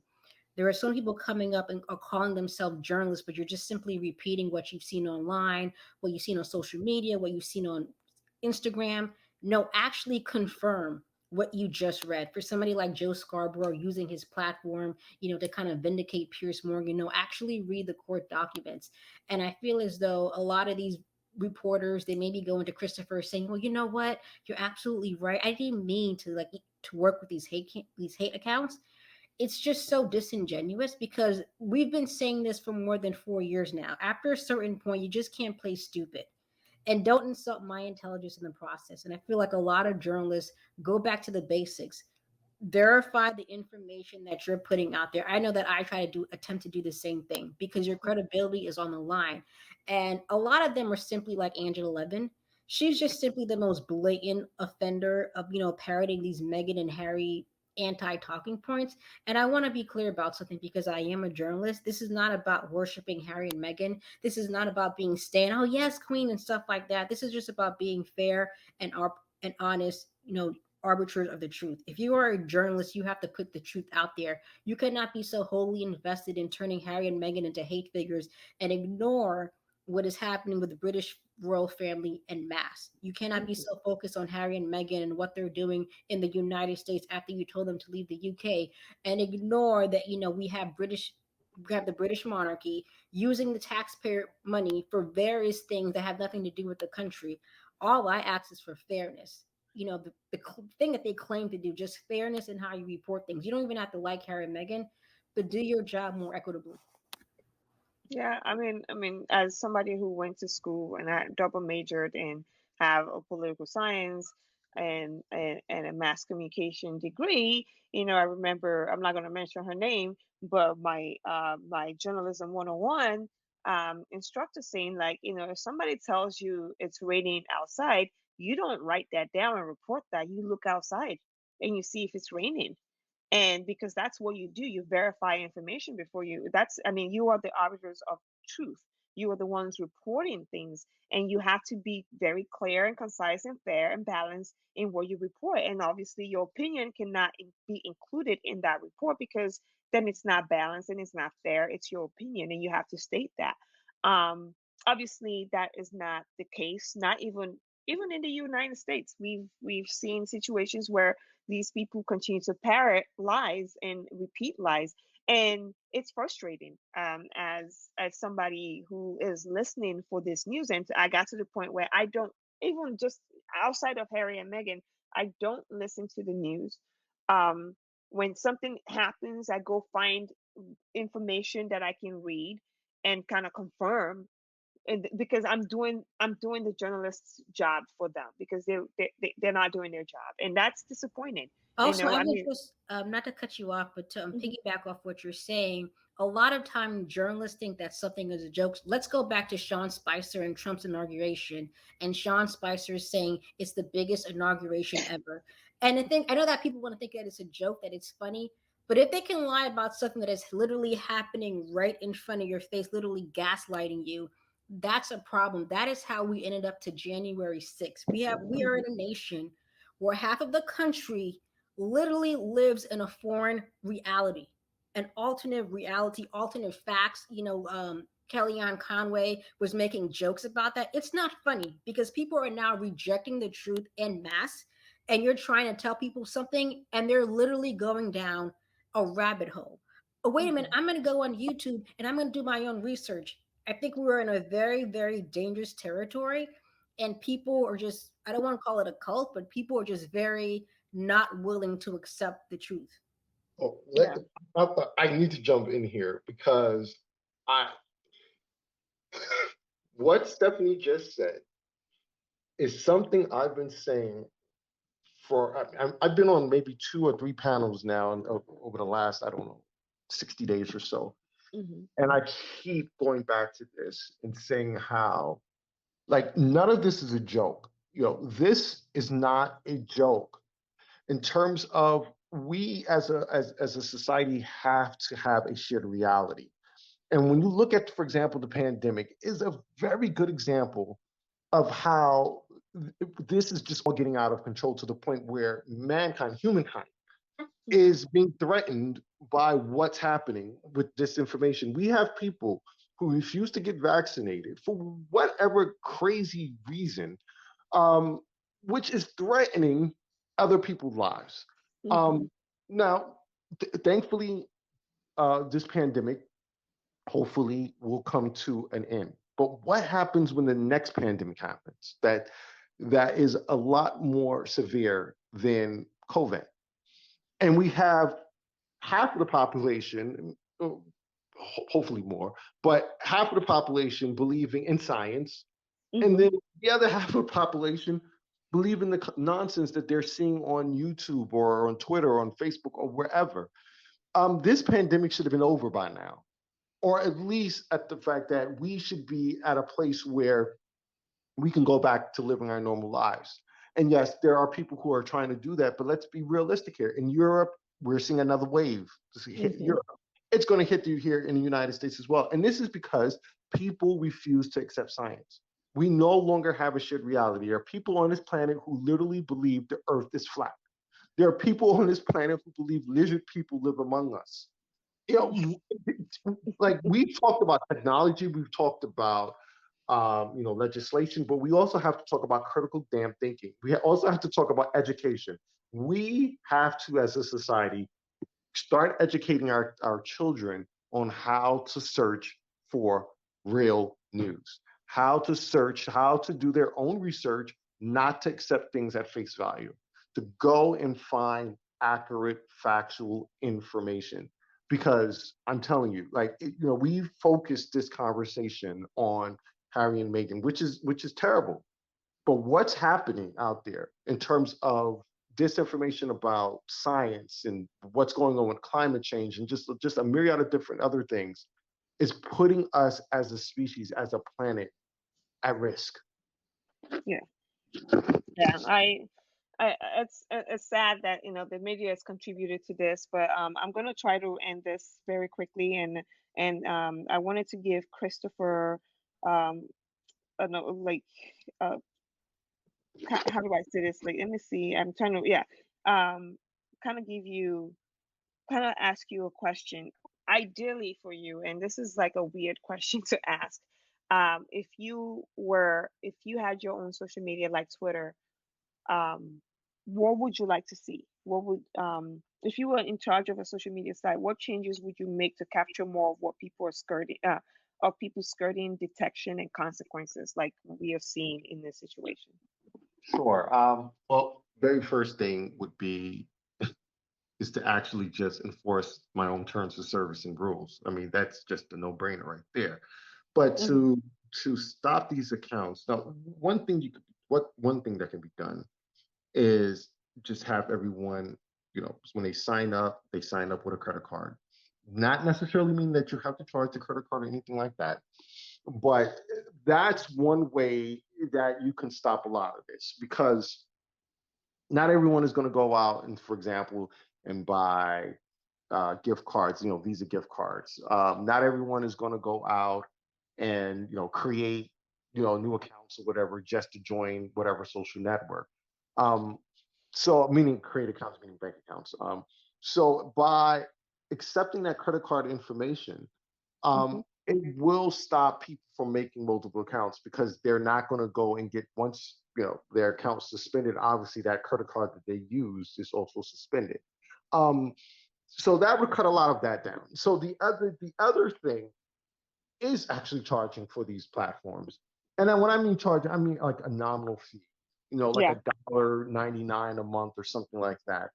Now, the reason behind that is a couple of things. One, to stop people from creating all these multiple accounts, but the other reason is it kind of takes away from depending on the ad revenue. You kind of become a little bit more independent, so you have a little bit more leeway to say, okay, I'm going to suspend this account because we're making revenue from this, that, and the third.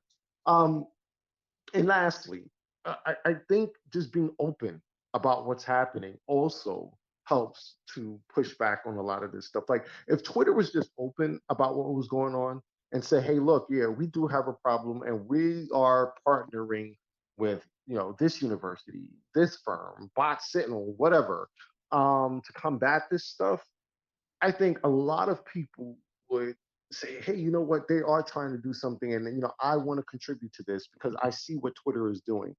Um, so yeah, so if I had a social network, that's pretty much what I would do. Obviously, there are other things that you can do, but those are like the top things. But I I honestly I think I've kind of dominated this whole thing. I would like to hear from Stephanie as a user, like what would she like to see? If I'm sorry for asking the question, but I would really like. No, no, no, no. This is like, go ahead. Yeah, I would like. Yeah, my question is to Stephanie. I would like to know from her as a user, what would she like to see from either it be Twitter or some upstart social network? Like, what would she like to see from those companies? I just want to say that I enjoy hearing what you're saying because, as I said over and over, you put this on your back. I know that, and I'm going to keep saying this. So many of us were waiting for Ronan Farrow to come in, and you were the Avenger. You probably don't even like that phrase. I don't know, but you were the Avenger that you were looking for, and I sincerely say thank you. And what I'm looking for is exactly what you've done to hold people accountable. I know that I'm very opinionated. My username is opinionated Aries, but you cannot harass somebody and monetize that hate. And I feel as though Twitter and Facebook have been taking this as a joke. These are very real lives. It's very easy to say that Megan deserves this because she knew what she was getting into. But what about the black? And she doesn't. She doesn't. But what about the black women and black and brown people who have a platform and they're abused daily? They're constantly harassed just simply for doing their jobs. That should not be permitted on social media because you're getting a little bit off the top. So I just want to Yeah. thank you because you're literally doing what I wanted these social media platforms to do. So thank you sincerely.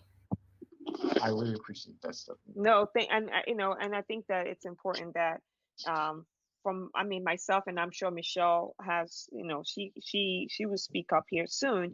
You were a sigh of relief, you were a welcome relief. And just to be very clear, when you came along, obviously a lot of people, and that's something I haven't touched on, and maybe we can do that another time, is because a lot of people are like, well, the Sussexsquad Squad are just as bad and blah blah blah. But one thing, and we talk about this, like, Michelle Obama said, when they go low, we go higher. And that's great for Michelle Obama. But in these internet streets, we can't do that. We have to meet them where they come at us. And we not necessarily within legal limits, right? So we don't have to break the law. We don't have to do anything illegal. But we're going to be very clear, because as Black women, we have to fight. We have to fight. We cannot play respectability politics with racists. We cannot play, you know, kindness and stuff with people who seek to destroy our very existence. And and a lot of times, people try to equate the fact that we push back, and we use very strong language when we push back, just like, as you guys can see earlier, you guys going to hear it earlier on, my reaction to Taz trying to weaponize suicidal ideation for her benefit, so that she cannot cause a Black woman to be suicidal. So she is upset that she is not being allowed to abuse and cause Black women to be suicidal. So now she's suicidal about that. Like, that's not okay. You know what I mean? And so the reason why, and kind of the point I'm trying to get to, is the fact that when Christopher came along, I think that it was a moment for me as an individual and somebody who runs a platform. And and I'm sure Harry and Meghan don't agree with probably 50% of what we do on this platform, because we're very direct, and that's not who Harry and Meghan, I mean, they are direct, but they're more diplomatic. But I'm sorry, but and I've always said this is not about Harry and Meghan alone. This is about my existence as a Black woman. That is the existence of little Tanisha in Brooklyn, and little Sophia in Crenshaw, little Tanisha in Brixton, who is a Black girl who's looking to the most visible symbol of a Black woman who has made it to the highest level, of Meghan Markle, and being seen, and just that whole idea being destroyed for them.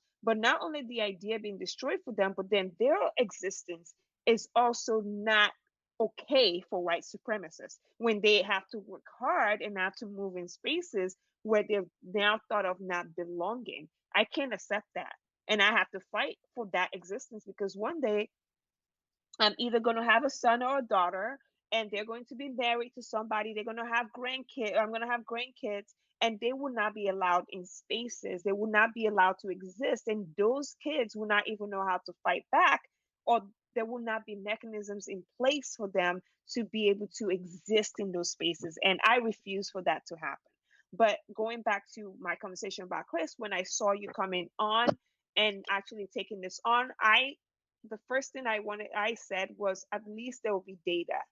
There will be data, demonstrable data, that will be out there, that can be pointed to, that can be done forensic analysis, and research can be done, that can say that everything that we have been pushing and saying for the last 5 years is not just a joke. And for that, Christopher, I want to say, first of all, thank you. And I can't begin to tell you how much I appreciate what you've done.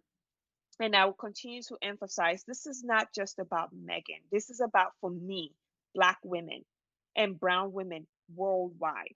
This is the fact that, it's like we've been fighting, and to see Black men stand with us and say, no, no, no, no, no, we're not going to allow this. And we're going to push back against a multi-billion-dollar social media empire who is participating, pushing, and enabling this abuse to continue. Thank you. Thank you so much. I And said a also, mouthful. I'm sorry, also real quick, I would just add that from Christopher also adds a layer of, credibility. Because I know that for me, even though I said I was a journalist, a lot of people did not take me seriously until I got a blue check. And the I thing is that always take you I haven't seriously. changed. I never changed. And also, what I don't like is the fact that for people in the Sussex squad, we were dismissed as stands. We were dismissed as, Mhm. just crazy fans. But look at the whole Britney Spears situation. For Yeah. 13 years, this woman has had her autonomy stripped from her under the guise of mental illness. And her fans kept saying, there's something wrong here. And everybody just kept saying, it's not true, it's not true. It wasn't until that more eyes were brought on the situation that people were like, wait a minute, there is something here. And this woman finally now has her freedom at 39 years old. And what I'm saying is that Christopher is doing the same thing over here because for so long we just kept saying, you don't see what I see. And everybody just kept saying, oh, I don't see anything. And I really You're do believe crazy. that I Yeah. really believe that Christopher's report and the data behind it prove that this is not just a mere conspiracy theory. This is very real and it's very harmful. No, thank you so much for bringing up Britney Spears because I think it's important for us to touch on that. Actually, Britney Spears would not be free today if it wasn't for her fans. If it wasn't Britney Spears fans who started a podcast, okay?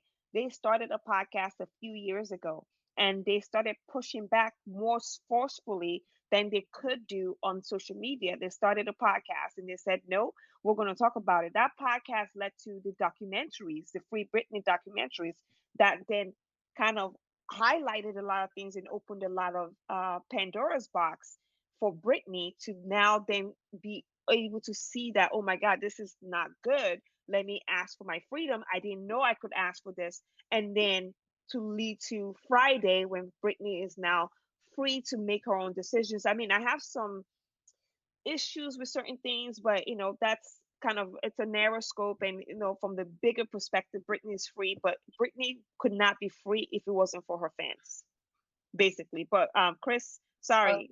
no, it's first. I just want to say thank you, to both of you, and it means a lot. And I already tweeted that with all the support that I've received, just in DMs or just people saying thank you. I mean, that alone is worth it. Honestly, that alone is worth it. Hmm.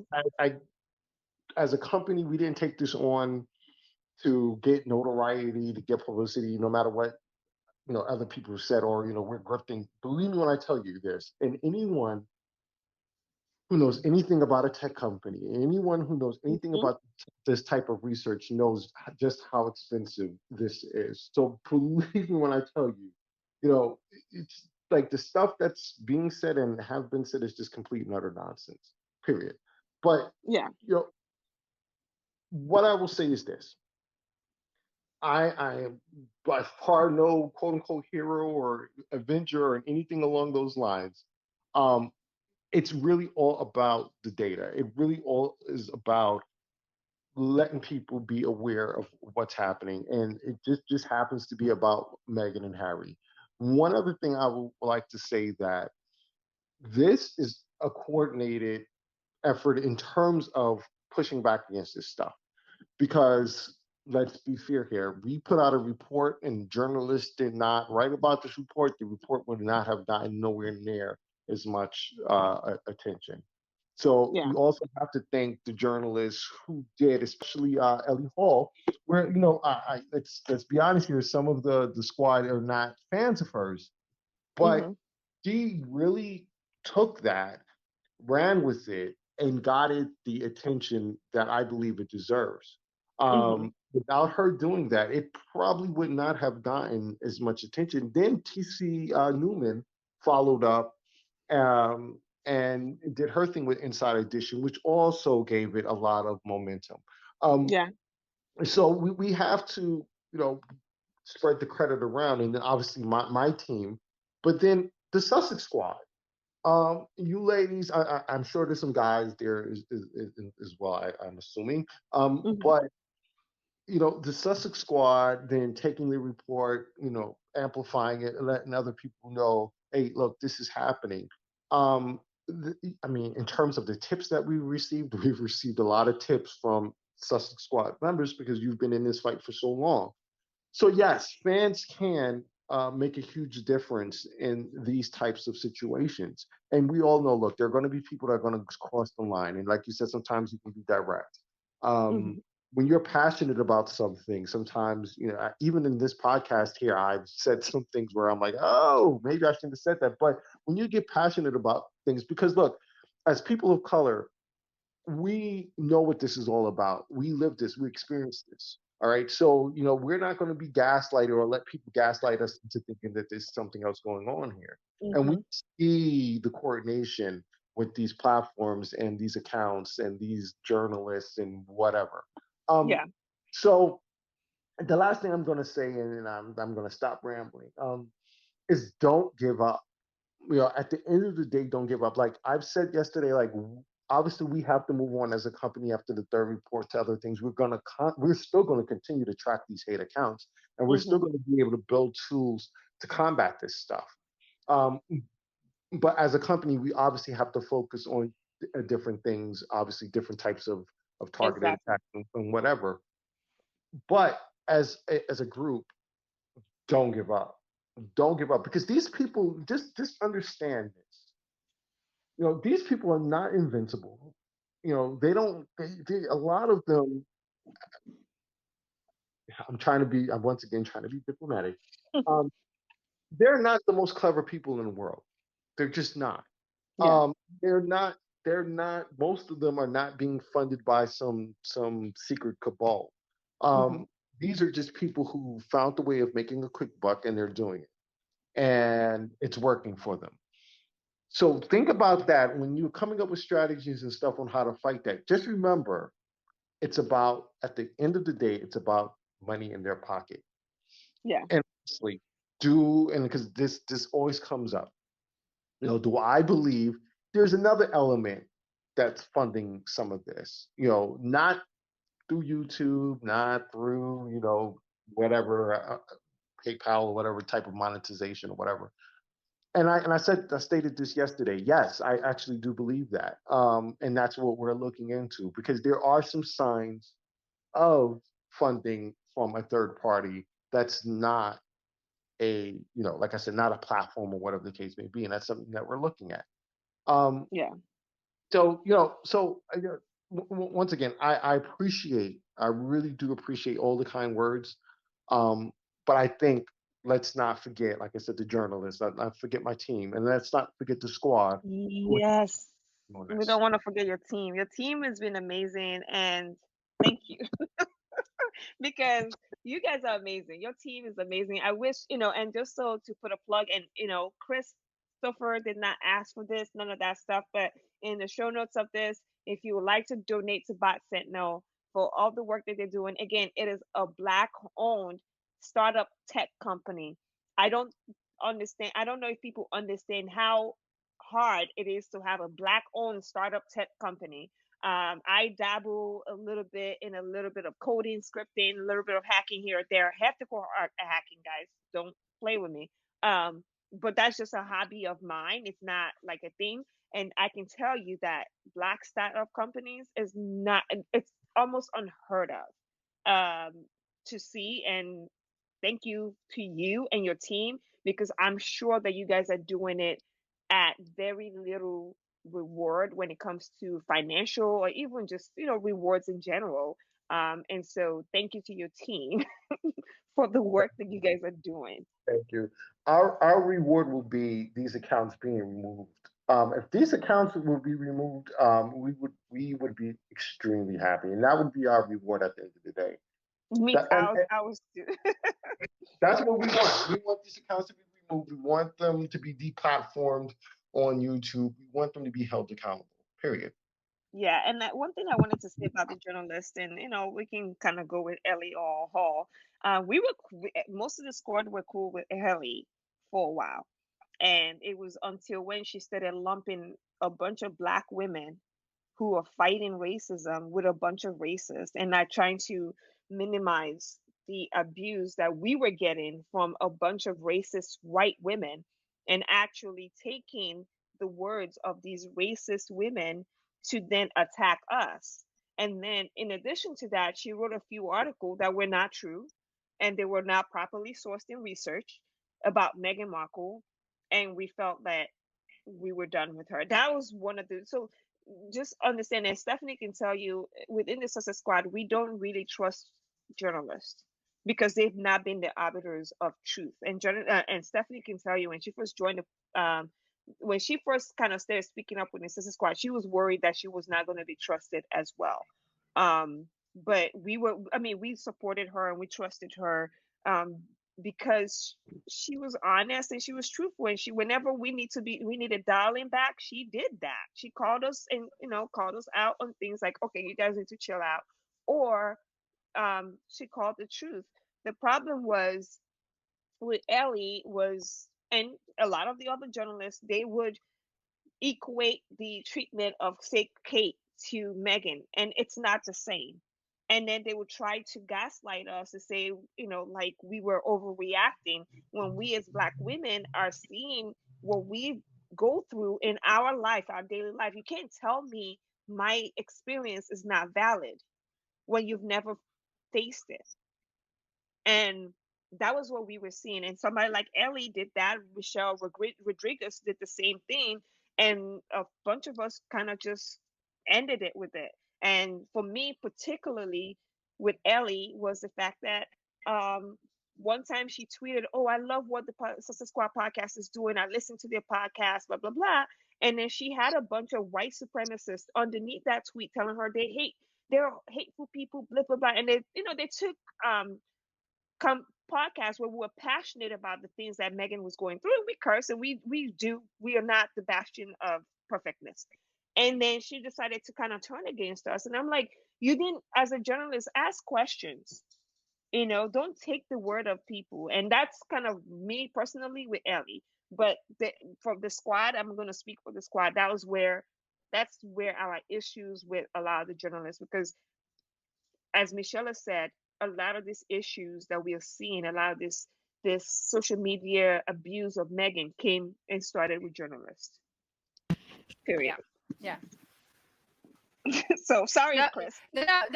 The problem with some reporters, and having been around since 2016, I've seen reporters flip. I've seen Yeah. reporters call out the Veronica. racial abuse.